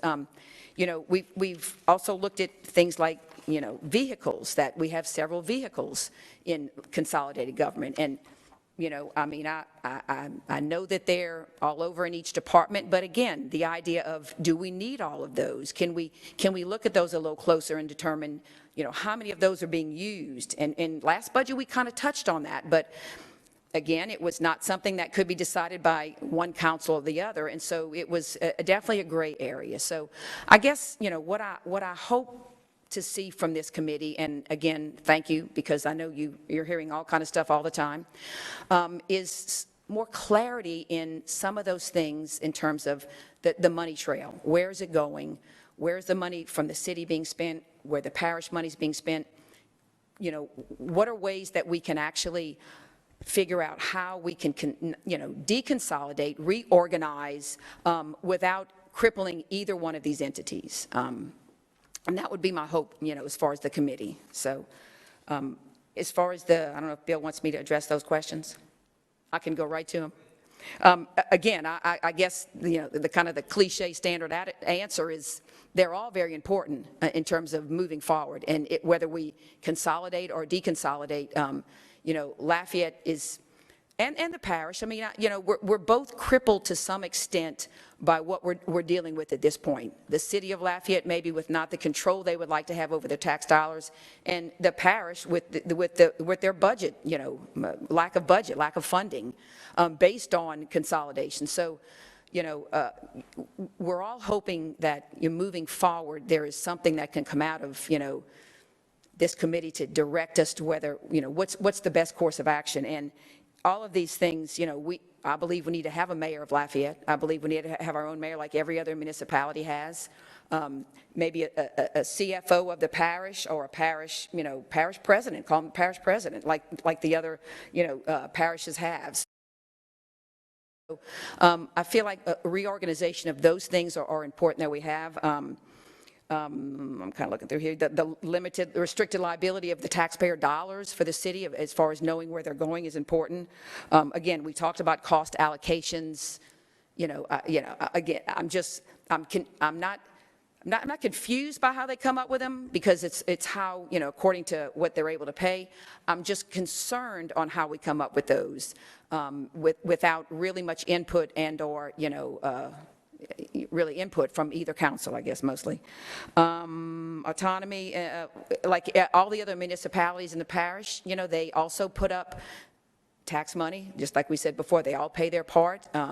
They're able to have a little more control over their tax dollars. Their general fund is not being dipped in to support parish responsibilities. So, I guess, I'd like to have that same thing for Lafayette, that we had that as well. I think these are 4 great points that as a city of Lafayette, we would love to have, see happen as a result of some of these conversations, so. Any questions? Nanette, I'd like to thank you. We do have one, Roddy Bergeron. Can't let you go yet. I know, it's almost got off easy. So question, in the home rule charter, it states that the Lafayette City Council should be the governing authority of the city of Lafayette for all purposes. Do you feel like the Lafayette City Council is the governing authority and that they're able to exercise all the powers granted to them? Not currently. No, I mean, just the budget alone, as far as where the money's going, to be able to control that. And then, I go back to our attempt to hire legal to just for some representation on the city side. So I don't think we are in control of those things. And, for the most part, I think that's kind of where the conversation began. I mean, that's when the discussion began, a little bit more heated in terms of we need to make those corrections. So I guess the short and longer answer is no. Okay, thank you. Mark Pope. Nanette, do you think a 5-member city council is adequate to serve a city with a population of roughly 130,000?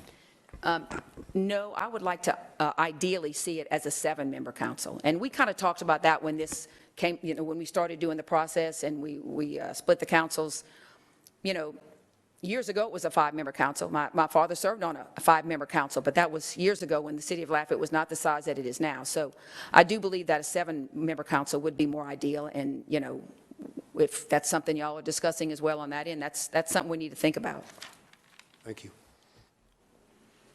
I think at this point, we're a committee. We're not a charter commission. So all the input we're getting, we're taking under advisement. But we're like the reporting back those 14 questions that you guys and women set forth for us. But I've learned a lot today, and I want to thank you for having a prepared talk. You had emailed me your thoughts, and I'll share them in writing with the committee.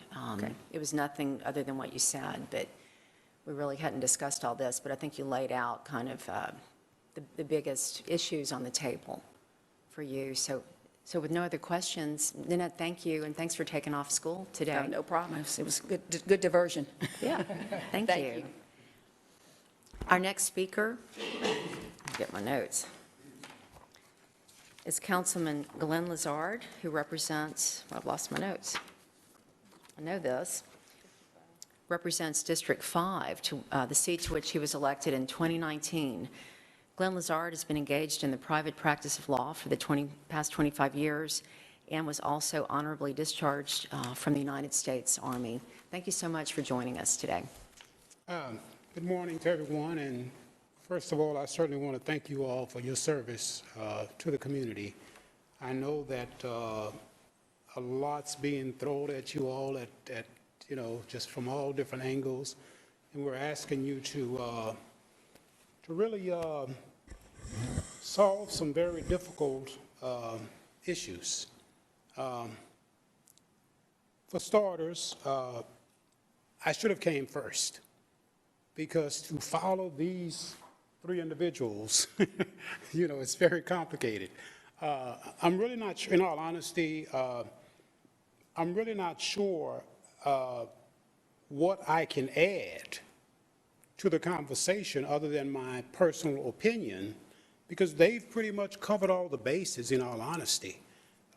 So, for starters, I don't like to use the term consolidation because I don't think we've ever had true consolidation. In my opinion, what we've had simply is a merger of some departments and services between the city of Lafayette and the parish of Lafayette. And it's kind of ironic that the only people that have benefited from this quote-unquote merger are the other municipalities that chose not to participate. And I will reiterate the fact that Kevin and everyone else has made, that both the city of Lafayette and the unincorporated areas have suffered because of it. Everybody's talking about what would this look like if we did away with the current system of government. And it's real simple. It's going to look like it looks like in all other parishes. It's not that complicated. It's not that difficult. As far as making the parish whole, I think everybody needs to have a seat at the table. We keep talking about the city of Lafayette doing its part to make the parish whole. Should we get to the point where we start talking about some form of separation, total separation, if you will? The other municipalities need to be part of that discussion as well, because they're the ones that have actually benefited from what we currently have. I'll reiterate the points that Lynette made on the budgetary issues, and that's one of the suggestions that I actually made last year, that we have 3 separate budgets, that we decide at the beginning of the budget process what are city departments, what are parish departments, and what are joint departments. We have a city account, a parish account, and at the beginning of that process, once we make those difficult decisions, the city puts its share into that account, the parish puts its share into that account. So it's going to eliminate a lot of the chaos and confusion that we have as we work our way through the budget process, which is complicated enough in and of itself. By all metrics, and no matter how by all metrics, this hasn't worked out the way I think it was intended. It simply hasn't. If you look at population growth, if you look at sales tax revenue and receipts, and just general services, it simply hasn't worked out. I read over the memo that Stewart submitted to the committee, and I want to thank him for also sharing it with the respective councils and what have you. And one of the things that's most disconcerting to me, in addition to all the other things, is the fact that if we're not at that point yet, we're certainly on the precipice, if you will, where a vast majority of the people that will be voting for mayor of the city of Lafayette will not be residents of the city of Lafayette. That's unheard of. It's unheard of. So, and I'm probably not the most objective person on this issue, in all honesty. I think the city of Lafayette should have its own mayor, like every other municipality. And, we've had some issues, obviously, last year, and a lot of people have taken advantage of those issues to say that, look at the problems that creating the separate councils have caused.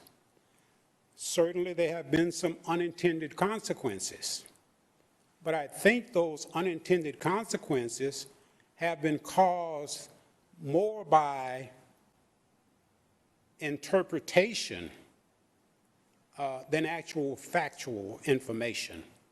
I know that every administration has come up with its own formulas as far as allocations are concerned and what have you. But I can tell you that I was stunned last year when the question was asked, how did we come up with this formula?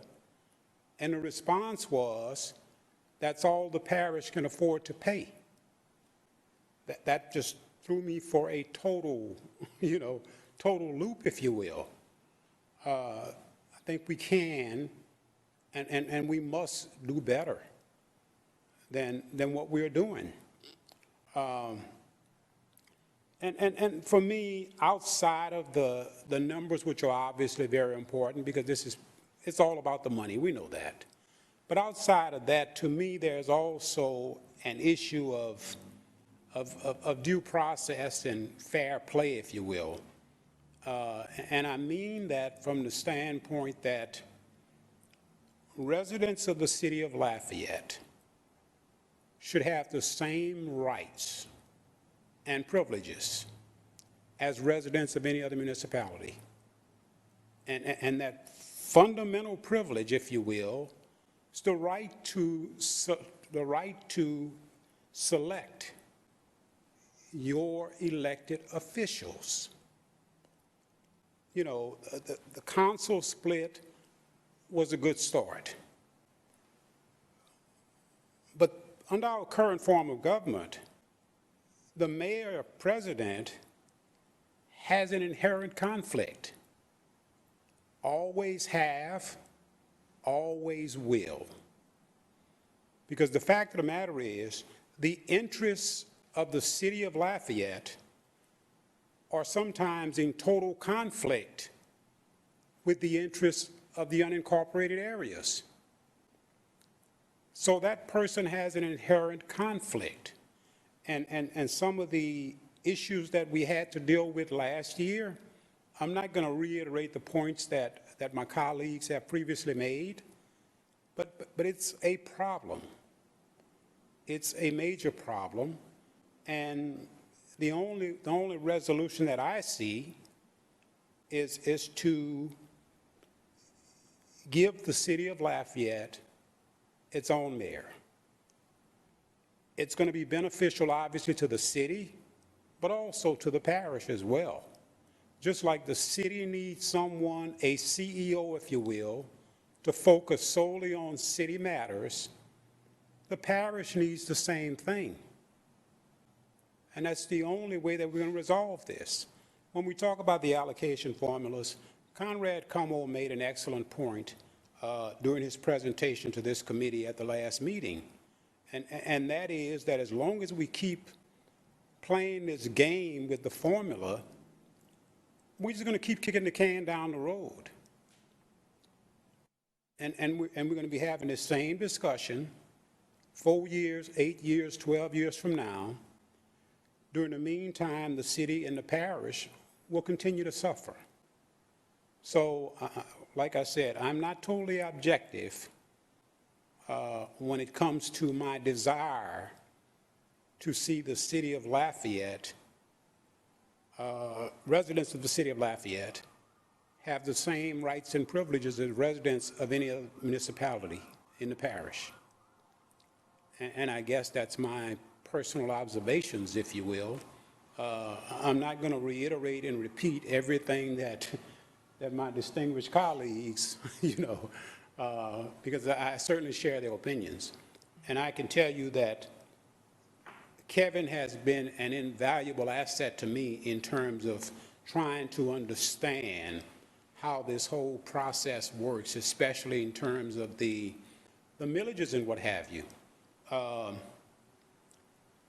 And nobody wants to see the unincorporated areas suffer. Certainly I don't. But I think there's a way to do it, proper way to do it, where both residents of the city and those of the unincorporated areas benefit. So we need to start having that conversation.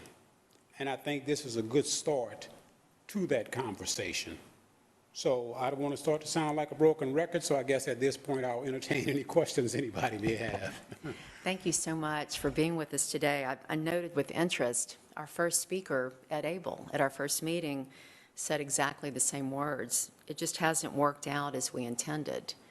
You know, all that work, the original consolidation effort from somebody that was an architect of it, it just hasn't worked out as they intended because they always thought there'd be a better tax base created with the reorganization as it was to fund things. So do we have questions for Mr. Lazard? I'm grateful. Would you like to speak, Kevin? Can we do that, or is this out of order? Oh, sure, by all means. I'm learning how to do this. Yeah. Thank you.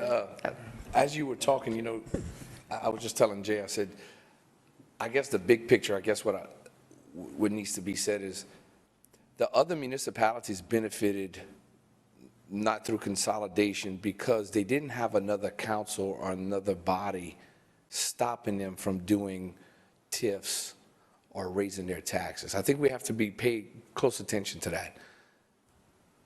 But they haven't benefited through consolidation as much as you think because of what I said earlier. They lost revenue and projects within their communities because they paid the parish their property taxes and we didn't do anything in those respective municipalities. So they have lost, in a sense, revenue because they have paid taxes for roads, bridges, and drainage and didn't get anything back in return. So as much as we say they benefited, I think they benefited because they didn't have another council, a mayor, president, basically wearing two hats, deciding how they're going to grow or deciding, do we want to tax ourselves for a brand new park in Youngsville? You know, they didn't have another government tied to each other. The city of Lafayette has had the parish tied by the hip. And that's exactly what I meant by. Absolutely. That's exactly what I meant by they have benefited. Right. From that standpoint. But in the same breath. By having Correct. by having a CEO, if you will, that's able to focus solely on the needs. That's right. Of Youngsville, Broussard, Scott, Carencro, whatever the case may be. Absolutely. You're correct. And the city of Lafayette hasn't had that. That's correct. And the municipalities have lost. So in other words, the consolidation, like you just said about Mr. Ed, it really has not panned out with the hopes and dreams of it being because of the fact that the municipalities are paying the same taxes we're paying, but the only two governments that are utilizing those funds for drainage, roads, and bridges is the city of Lafayette and the unincorporated area. But yet everybody else is paying the same thing. So they've lost something through consolidation. City of Lafayette has lost the autonomy and the opportunity to do what they want to do because they've had somebody tied to the hip. So in retrospect, if Scott, Broussard, Youngsville, Dusson, Carencro all had to have this parish council tied to their council, I don't think they would. I don't think it would be successful. It wouldn't. You know. So it's just one of those things. I mean, so how do you fix it? Through consolidation, municipalities flourish because they didn't have another government tied to them, but they have annexed. City of Lafayette, through consolidation, did their fair share of annexing. But nowhere near the level that Right. the other municipalities have. Right, but the grand scheme of it all is who, through consolidation, has truly suffered the most? The parish. $50,000 general fund. Everybody outside of the unincorporated area has taken and annexed, which is the right to do. They have their right. So again, if we want the autonomy for the city of Lafayette, we want to let the city of Lafayette flourish like the rest of the municipalities and not have a parish government tied to them, the question has to be, how do you get the parish 100% on its own so then the parish can flourish and have their own person go after deals in the parish without being tied to the city, without being tied to the other municipalities? I mean, really and truly, that's That's where it comes down to, is how you gonna, everybody has taken from the parish, and we've never gotten anything back in return. So, goes back to Jay's point too. If you have a plan, how do we get the parish on its own so that they can Well, go there? and that's why I say when that conversation is held. Right. Everybody needs to have a seat at the table. Absolutely. Absolutely. Not just the city of Lafayette and the parish. I do know in the past, Joey, I think, Jay, you can correct me, they were getting with the municipalities to try to do an annexation map. Right. You know, and okay, you can go here, you can go there, and, you know, the thought of, well, the way to fix it is just have everybody annex the unincorporated area. Problem with that is, then every one of those municipalities has to beef up their police department, has to increase the fire department. Roads, drainage. Bridges. So then those people are gonna be paying, I mean, it's just, it's not an easy fix. I don't think you can just annex the whole unincorporated area and it goes away. I mean. I do have one point of interest. When Conrad Como spoke to us, he mentioned that historically, he served on the parish council before he was tax assessor. He said historically, those monies, that the millages that were raised, they always went to the unincorporated areas. He said that anecdotally. I don't have a budget that shows that, so I don't know if it was pre-consolidation. That was the impression I got. We could clarify it with him, but your point is so well taken, that we all pay parish taxes, but yet it's not enough to cover the needs of our parish. And so the cities have been able to operate on their own, and they have successfully implemented TIF districts. Right. They've raised taxes. They tax the GBs to get great parks. Yeah. You know, I've watched with interest what our surrounding towns within Lafayette have done, because they let their own people vote, and the people of Carencro, let's say, could decide whether or not, well, I'm willing to pay more. Right. Yeah, I don't mind paying more at Walmart, because I'm getting the new rec center, I'm getting better drainage. Same then- thing with Youngsville, Broussard. So they have had autonomy. Yeah. Even though your point is well taken, they're not getting the benefits of being a parish member Right. in most cases. And let's say the parish council wants to do more drainage projects, and you raise the parish millage on drainage. How are you going to get Broussard, Scott, Youngsville, and Carencro people to vote to raise their taxes when they don't get any projects right now? We have to get him at the table and let You Mr. gotta, Broussard do his that's, to his point. presentation. You're gonna have to have, and we tried that. We did a big thing at the Light Center, and we brought everybody there, a seat at the table to say, how do y'all want to fix this? Before the charter commission was even brought, we tried to give this parish and community almost 9 months of town hall meetings, the Light Center, showed them all where we were at, showed them exactly what we're talking about here. And we could not get one plan on how do you fix the parish's falls. And I think that begs the bigger question, and that is, what incentive do they have to come to the table Right, when they are pretty much doing their own thing? right. What incentive do they have to come to the table to participate and be a part of that discussion? All right. And if, let's say, we were all taking care, how is a $9 million drainage millage gonna serve every municipality, the unincorporated area, and the city of Lafayette? So let's say we were split up today and everything is exactly, got the autonomy, you got, how is $9 million cut that pie into 7 or 6 municipalities in the city of Lafayette and think you're paying enough in drainage, and how you gonna get those projects done? Now, keep in mind, Kevin, that in addition to everybody paying the parish-wide drainage millage, the city of Lafayette kicks in an extra 1.9, yeah. 1.9 per year. Right. So, in my opinion anyway, I think the city of Lafayette pays more than its fair share, in my opinion. I'm not an accountant, I'm not Yeah. a, you know. I don't want to go down that road because I don't know what Scott pays and I don't know what the rest Yeah. pays. But I basically what I'm saying is, he hit the nail on the head earlier. Just Go look at all the other parishes' millages and see what they're paid, and see what their form of government is. That's the problem right there. Yeah. You know, I That's- don't, you know, And it's been reiterated time and time again, and I mean, and nobody, and you made that point very succinctly, that the problem is decisions that have been made by prior councils that have put the parish in the position that it's in today. yeah. And here's the deal, there's no blame to go around. It's not blaming the municipalities and we are in this situation because law and you were able to annex, you were able to flourish.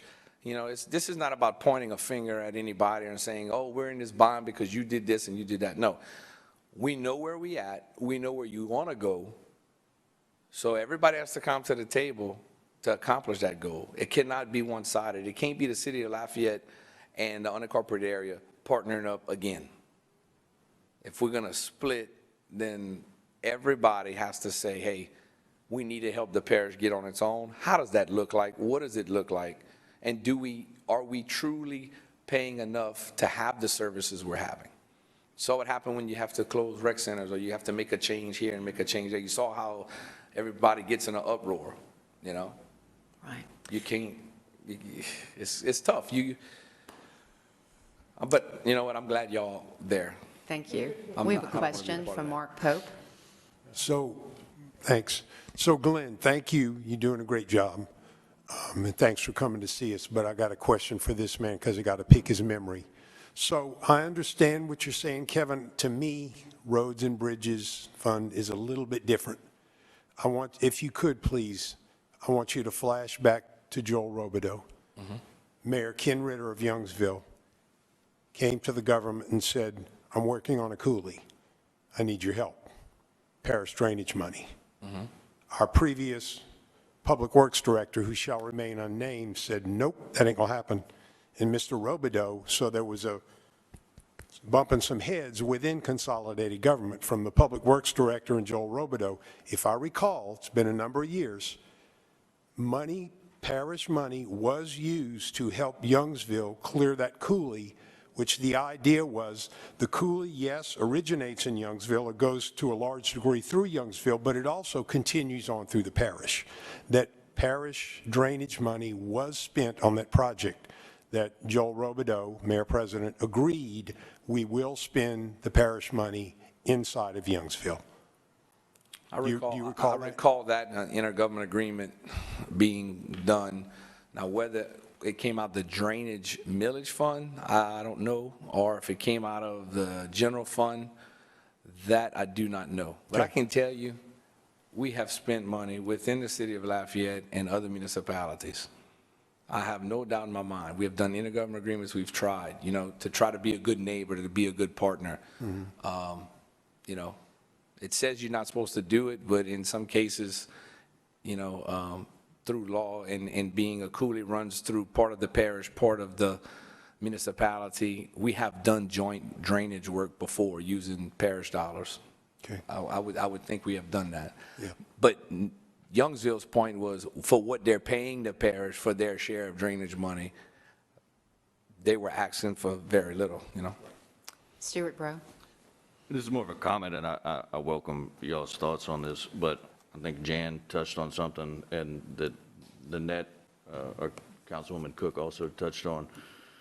You know, her remarks focus a lot on just the lack of clarity. We don't understand what's going on. We got multiple, you know, we've got a mayor president who wears two hats. We had a consolidated council. Now we have two councils. You have people in the parish that think they don't get a fair share. They get the people in the city that think they don't have a fair share.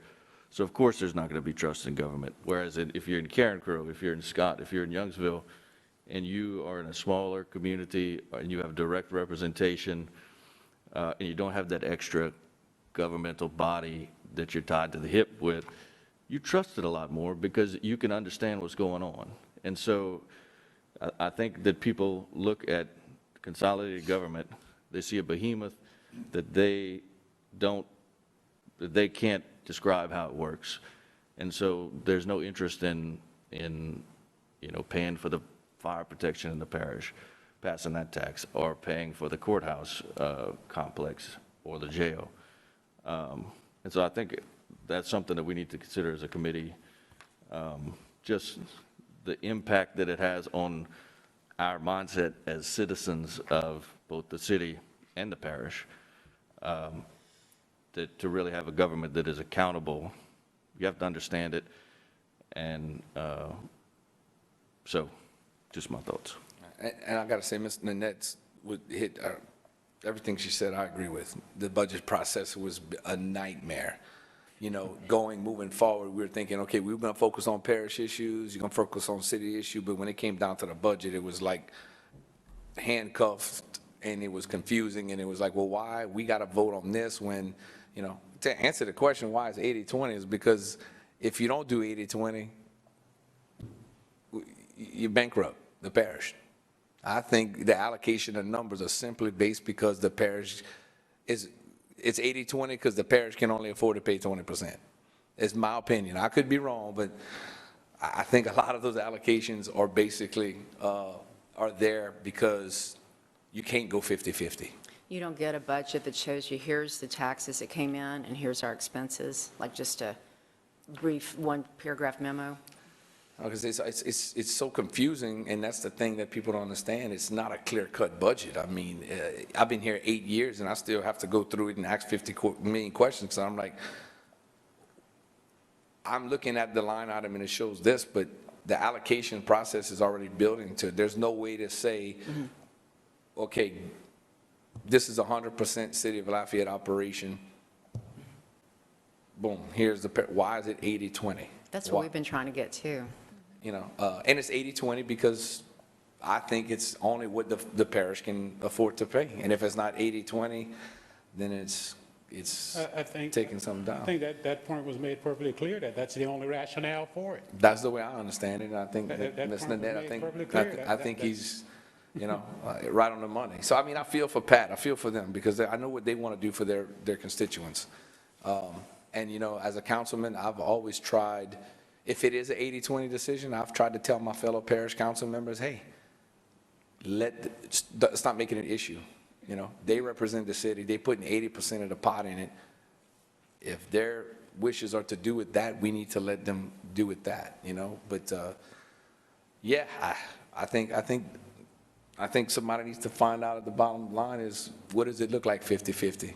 And if they say, well, you can't do it because it bankrupts. Okay, well, what bankrupts? What are we closing in the parish? We closing the library? Or what are we closing the park? I mean, or, you know, what does that number look like? Because you're going to have to find out what is the number to make the parish whole, where they can pay 100% of what a parish function is. You can't get that today. And that's part of the problem, that conversation has never been held. And it goes back to what Conrad said, that we just keep kicking the can down the road. And the problem just gets worse and worse with every passing year. Yeah, I think the goal is to find out what that looks like. That would be my opinion if I was in your seat. I want to know what that number looks like if we deconsolidate and we give the city its opportunity to have its own mayor, its own police chief, and have their hands untied. What does that number look like? What is the deficit on the parish side? Are we talking 5 million? Are we talking 10 million? Are you talking 20 million? What does that look like? Until we know what that looks like, we're never going to get a true understanding of what the cost is to both parties, you know? I know in Darrell's last budget, it was like 6 million something that they showed. I don't know what the actual number was at If the that end was of the year. 6 back then, I guarantee you it's at least I'm sure those numbers probably vary 20, some. So- 12 or 20, you know? Mark, you have a question? I want to ask all you three to use to go on your memory. Nanette made a point. I wanted to let her get back to school. She said, let me find my notes. She said that a Parks and Recreation budget item came up before the city council. It was blocked by the parish council. Yeah, it was. So it died. Can you recall the issue, Glenn? Yes, I can. It was actually a resolution that Liz and Nanette were putting forward. Right. I forget the I exact. was the chairman, I couldn't get a motion in a I second. forget the exact content of it. So basically, it was on a joint agenda. And in order for it to pass, it needed a motion and a second on both the city side and the parish side. We got that accomplished on the city side, and we couldn't even get a motion. I was the chairman. I couldn't get a motion in a Couldn't even get a second. motion on and the it died. parish side for it to even be introduced for us to have that conversation. And that was to, what was it? I don't remember the substance of the motion Pat, you remember? off the top of my head. It was it was a parking wreck. Yeah, it was. I just don't remember the substance of the motion. Might have been a center or something. I don't remember. Oh, no, But the parish doesn't contribute parks and recreation money. but We do through the repayment of the general Yeah, fund. you rededicated a millage. No. Through the general fund, the way the parish Okay. would repay back the Okay. city. That was the explanation Mr. Escott gave us, was the reason the parish council had to vote was because one of the repayments But it's like- the parish does is whatever money we have out the general fund, we would turn around and put it into in other words, because we were transferring money from the parish general fund and putting it into the Parks and Rec city fund, that tied us at the hip for that. And Kevin- Because we were reimbursing whatever portion we can. and what was the amount again? It was like less than 2%? Oh, yeah. Yeah. Less than 1.2% or something like that, whatever it That's was? what the attorneys were telling us, Yeah. and reason why we had to have a motion and a second from the parish and a motion and a second from the city. I disagree with that for the simple fact that it was in the city of Lafayette. They pay a parish, they pay a tax for that. That department, that decision should have been solely on the city council of Lafayette. It should have never came to the parish. Now, had I would have been not in the chairman's seat and would have been here, I'd have gave the motion and I'd have tried to get a second, because at the end of the day, that resolution doesn't affect the parish, doesn't affect the unincorporated area. This is an example of why they need, and we were hoping that the split of the councils would have gave them that. But then when it came down to budget, to Nanette's point, because the money's commingled and you have this allocation, if there's any dollar going into the city Parks and Recreation or the city whatever, the parish has a bite of the apple at the table. I'm glad you mentioned that, Kevin, because that's when the new phrase was coined, the $1 rule. That's right. That as long as the parish was contributing $1 That's right. to it, they had equal vote. And that was my point on the parish side. My promise to the city council was I'm going to go and take care of these parish parks so that we can truly get out of the park and recreation way of the budget in the future by having Scott sign an agreement to take over Scott Park, Karen Crow do Karen Crow, Young's, Dussault do their part. That was my part to say after that happened is we should never be involved in a Parks and Rec vote at all as a parish council because it's solely funded by one side, So the only way we can fix it today in this point is the parish has to do what we just did. And we're trying. We're trying to get out of the city's way in areas where we can go and take care of that.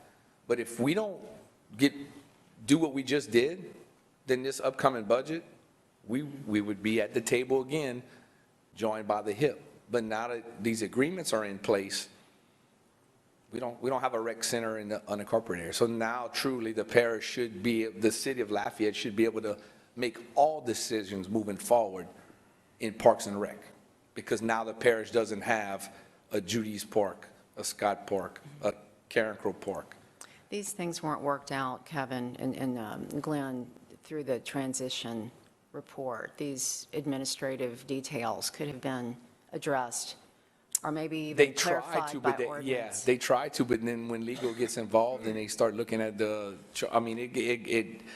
it started off to be really good, really simple, cut and dry, like Jay and I, talked about, hey, you're gonna be able to just focus on your parish, city's gonna, but man, when it came down to the budget and the money, that was really never looked at, So Right. I think now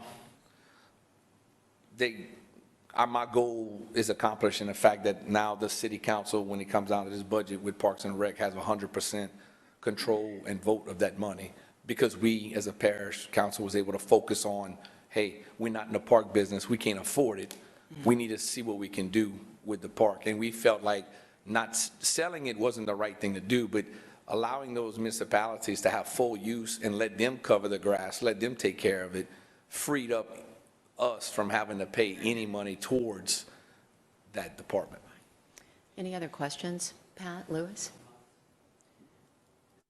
A question, just a comment. That's what led us to try and hire our own attorney so they can give us some advice, not taking away from the attorney that we do have in with the city council, the city parish council, the attorney that we do have, but that's what caused us to try and get our own attorney to give us an extra opinion, just like the issue that happened when Kevin couldn't get a second. Then we had Paul that told us that the reason why we couldn't get a second because like the rules made $1. And I don't think that was fair because we needed a second to introduce the ordinance, introduce the resolution. And that's what leads to all this that's going on right now. And that caused the biggest, Yes. that's why we're here. That's why we're here. Because I can agree, as a parish councilman, I didn't think it was right, and I try to do my best every time when I'm at that table to help support the city, especially when it doesn't affect my people, when it doesn't affect the unincorporated area. Why would I vote against having the, but that's just me. You don't know what the future holds. You don't know what other elected officials are coming in. They might think different. They might think, well, that's a misuse of money. Well, whether you think it's a misuse of money or not, it's not your decision to make. But if we stay like we are, potentially you're going to continue to go down the road and having those battles. So that was the impetus for this, obviously. But there are also some other gray areas, if you will, in the current charter that has to be addressed at some point. So it's not just the Parks and Recs issue. There are some other areas that at some point need to be addressed, or we're going to continue to have these conflicts year after year after year. And I've spoken to several members, and we've had the discussion about what was exactly the intent of the creation of the separate councils. And there's still a lot of unanswered questions. I think we know what the intent was, to give the city control over the city finances were the primary intent of it, I think. And it was also to show the public just how bad the parish was. Because when you're supposed to split that pie and you're supposed to have separate budgets,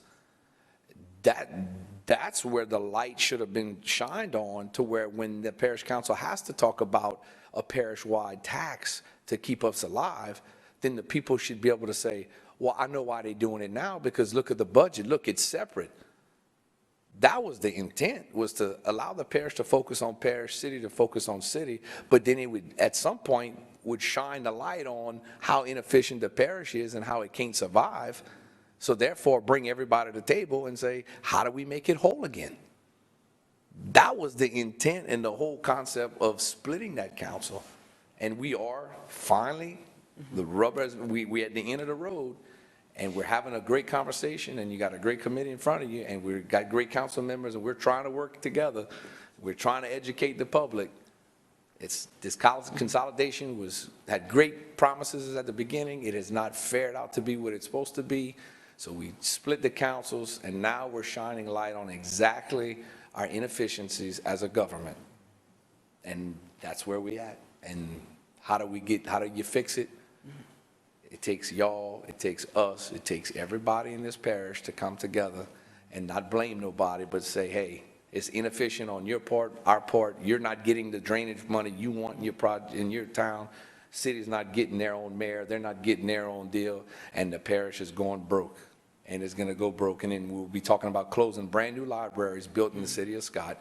You're going to be talking about closing some other things down. Courthouse, maybe having Baton Rouge come run your courthouse, or you going to Baton Rouge to go pick up a birth certificate. I mean, that's not the sky's falling. It's already, it's done. We're at that point today. Regardless if it stays together or you fix it, something has to be done. You know who I want at my table? all those dance moms when the Hyman Center was closed, you know? I want that kind of fervor for all of our departments, you know, for people to And realize where their tax monies are going. Jane, and that's another issue.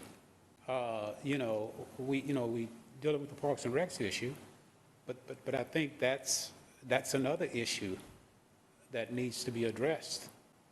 You know, we dedicated the CREATE funds to go to rural fire protection, and now we have a discussion about another rededication From the public health matter side. to go to assist with rural fire protection.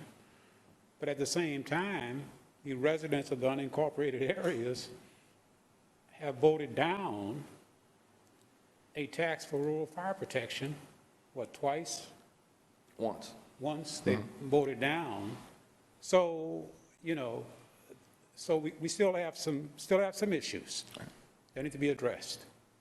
But I'm glad at least now we're having an honest conversation about exactly where we are and where we need to get to so that everybody will be happy and successful. I'll just close with, I want what's best for this parish, what's best for the community, what's best for our future of this parish, and how we can be more efficient and get things done and have the proper funding to continue services. And maybe let's talk about how we can improve our services moving forward. That's what I want. However, whatever it turns out, we gotta have a plan before I can support anything, and we have to have everybody at the table. But I'm not against one thing, and I'm not for one. I'm for the betterment of the whole. However we're gonna get there, we just have to get there. It's well said. Thank you both for being here with us today. I really appreciate your service.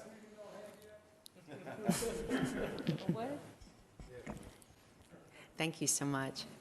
And Madam Chair, if I may, I know you're going to the next agenda item, but if we could move number 6 up before number 5. We do have one speaker. Yes, certainly. Okay, we do have one speaker instead of having her sit through the next Sure. meeting I discussion. didn't realize. Thank you for joining us. Stephanie Carney-Dugan.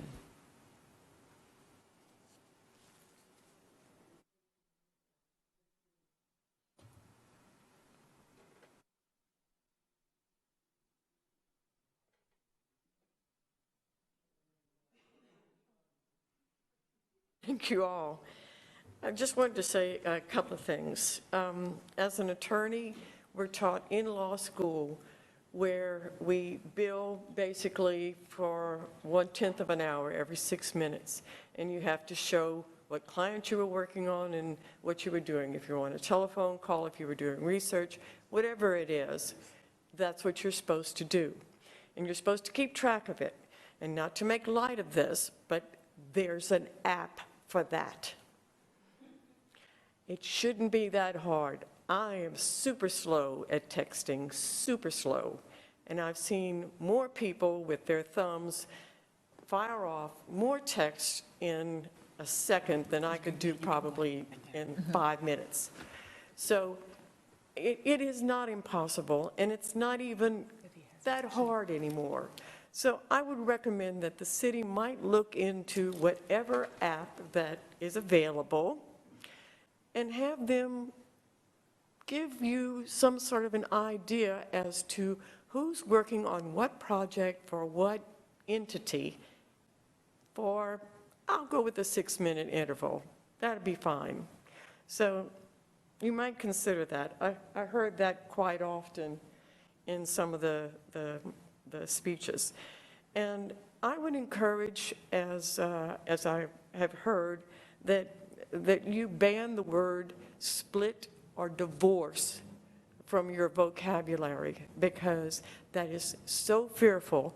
And again, as an attorney, we know that when a divorce or a split is happening and there are other people involved, it is quite emotional and it's quite unnerving. So I would be more apt to akin this to some sort of we decided to move in together.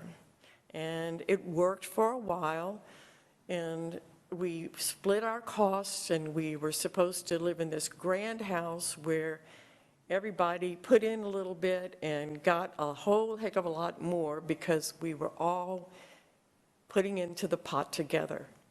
It didn't work out. Somebody wanted their own house, and they want to move out, and now the other roommates are not wild about this. But we have to have a plan. We can never move out. We can never go on our own without a plan.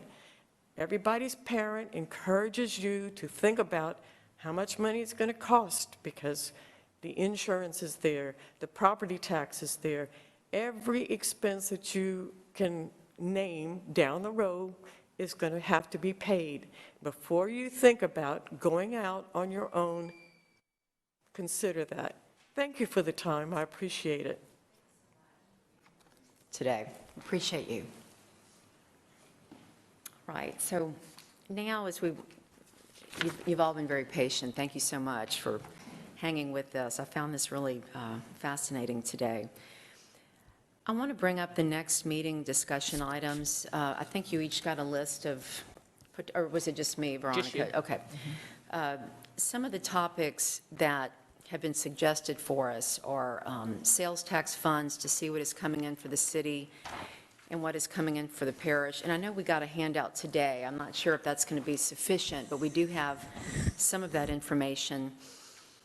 One that I'm interested in is have the auditor, Burton Colder, present. Mark Pope had sent me an email yesterday, and I've reached out to, I think, one of the main auditors with Burton Colder, who's in the building a lot. And apparently Ms. Toop says that he is very up to speed on the budget, and that might be a good next speaker. We can move forward with other things, but I'd like to get your thoughts on that. Either that or the consultants for the allocation schedule. But it seems like some of us know that we have all these different allocation schedules, but some of the budget issues are really what keeps on trickling to the surface. Would you guys be okay moving forward, trying to get one of the auditors from the Burton Colder firm to come be available? And what we can do also is to have some questions ahead of time that we could work on with the Finance Committee and the committee members to where we don't just blindside somebody, but have them know what we're looking for. May I have a motion that or would you like to say something? We don't need a motion. We could just. Okay.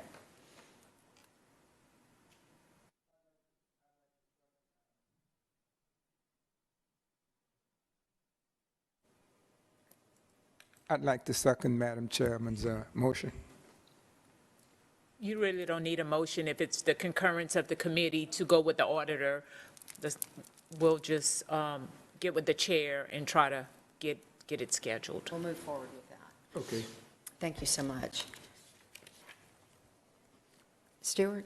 Yeah, I was going to make the motion, but then I think we can look at what the consultant, offline, how, if they have materials to present or if they have, how best to interact with them if it's possible. But for now, let's get the auditor and see what he has to say, or she. Thank you. And then another item I'd like to bring up, and it's, I guess it's within the parameters of other meeting discussion items. I'd like to propose that our committee look at having an independent budget analyst, somebody that's never, if we can find them, somebody that's never really done government work, but a CPA or firm that can look at the data we're collecting and give us their analysis, especially with these interfund transfers and some of the budgetary items that the elected officials have said that are somewhat murky. I think somebody that really understands how a budget works can at least put it in layman's terms for us, because we're trying to decipher in all good faith where we are, what the numbers mean, and even our elected officials are saying it's not always clear what they mean. And we have a very limited time, and I don't really want to be guessing. I tried to reach out to our law firm's accountant. I don't know what this would cost, but I did speak with Councilwoman Nanette Cook over the weekend, and she said she'd be in support of introducing an ordinance to to get that done. And even if we had to limit it just to the city dollars, I think she was concerned about getting the parish council to approve it. So we'd have to craft it in a way that helps us do our work without trying to step on toes of anybody. But I'd like to get some feedback from you all. Mark? Pat, you can probably tell us, oh, Pat's gone. Ha, ha, ha. Veronica, would that have to be something, and I know it's dependent to a large degree on the dollar amount, would that be something that would have to be bid? And if Nanette Cook's saying, I'll do an ordinance, obviously, city council would have to decide as a group, are they going to pay for it? Right, but the monies need to be appropriated first before you can bid on an item Right. or whatnot. But again, yeah, the bid process depends on the cost of Yeah. the professional, but the funds do need to be appropriated. What's the limit fee? I think it's 10,000? 10, yeah, I thought, remember 10. I think it's 10,000. It's still the same. Wouldn't that be a professional services? Yeah, Yes. it would be a professional services contract as well. So we'd have to get an appropriation, but if it's under 10,000, it would not have to be bid. It would move quicker, you're Right, saying? correct. Okay. All right. Okay, well, while my mic's hot, I don't know if we're still on this and if we need a motion, but the whole thing about I know Bill will probably punch the button soon here. The idea about the cost allocation specialist, because there were a couple of folks that spoke, and that never really came up. So I think we're curious as to how I think, Bill, I don't mean to step on your feet. Bill mentioned the possibility of a Zoom call. I don't know if that would be possible here in the council room, to have a Zoom call with the cost allocation specialist out of New York. Oh, yeah, we would have to see. We could check on it. Okay. And see if it's feasible. Okay, thank you. And you're talking about the subcommittee or the entire committee? It would be the entire committee, right? Oh, yeah, okay. I think what Madam Chair suggested would be a positive move in the right direction as far as getting an outside auditor.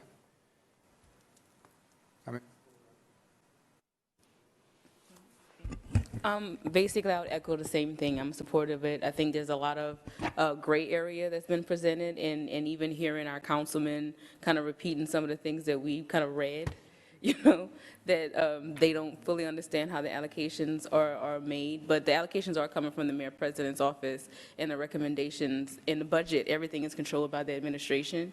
So having an independent, someone that can lend that to us would be very beneficial and helpful, I think. Any other comments? Do we need to take this under advisement, or may we vote on moving forward, given the agenda? No, that we? what we can do is check into it, because I would hate to vote on it and it's not an actual item on the agenda, so the public is not Yeah. aware that this was even going to be Yeah. discussed, let alone voted on, Right. But at least it's just something that's discussed and you could look into. All right.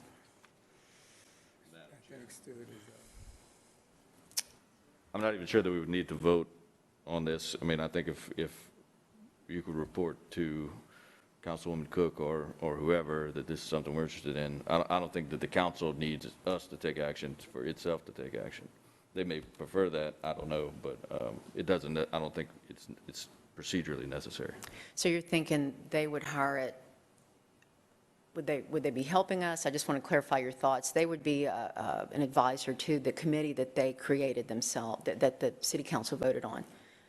So we would not be engaging, it would just be getting direction for Councilwoman Cook. Is that what you're saying?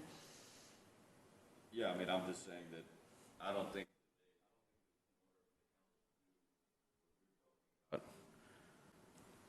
that they need us to formally vote Right. as a committee. That they Right, could do correct. that and say, we want to go ahead and hire this for Right. the Protect the City Committee.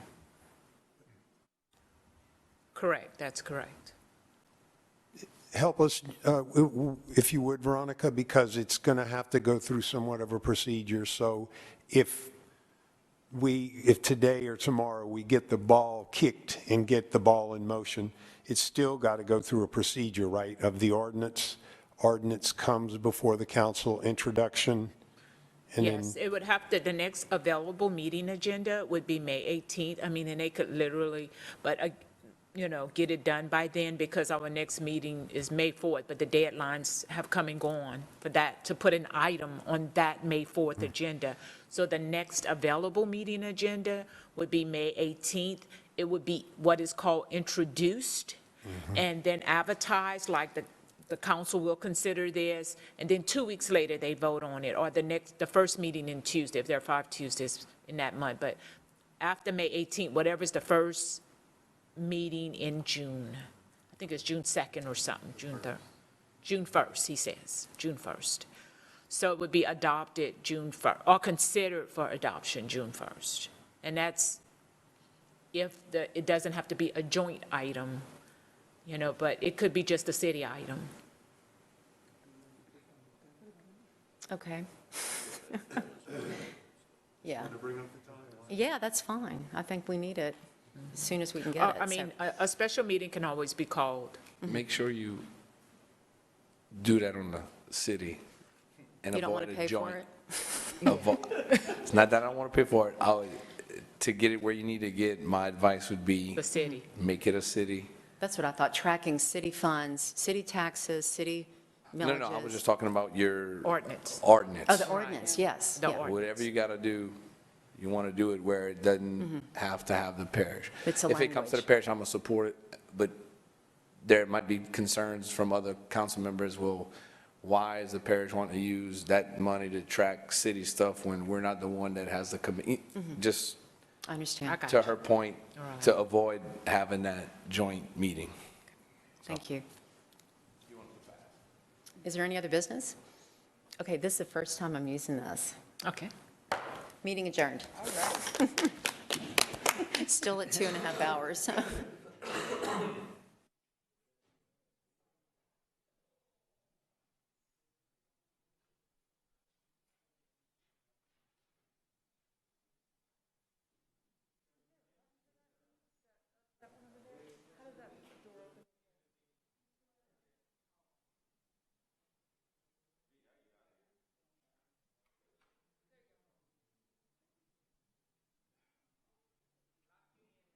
I just wanted to give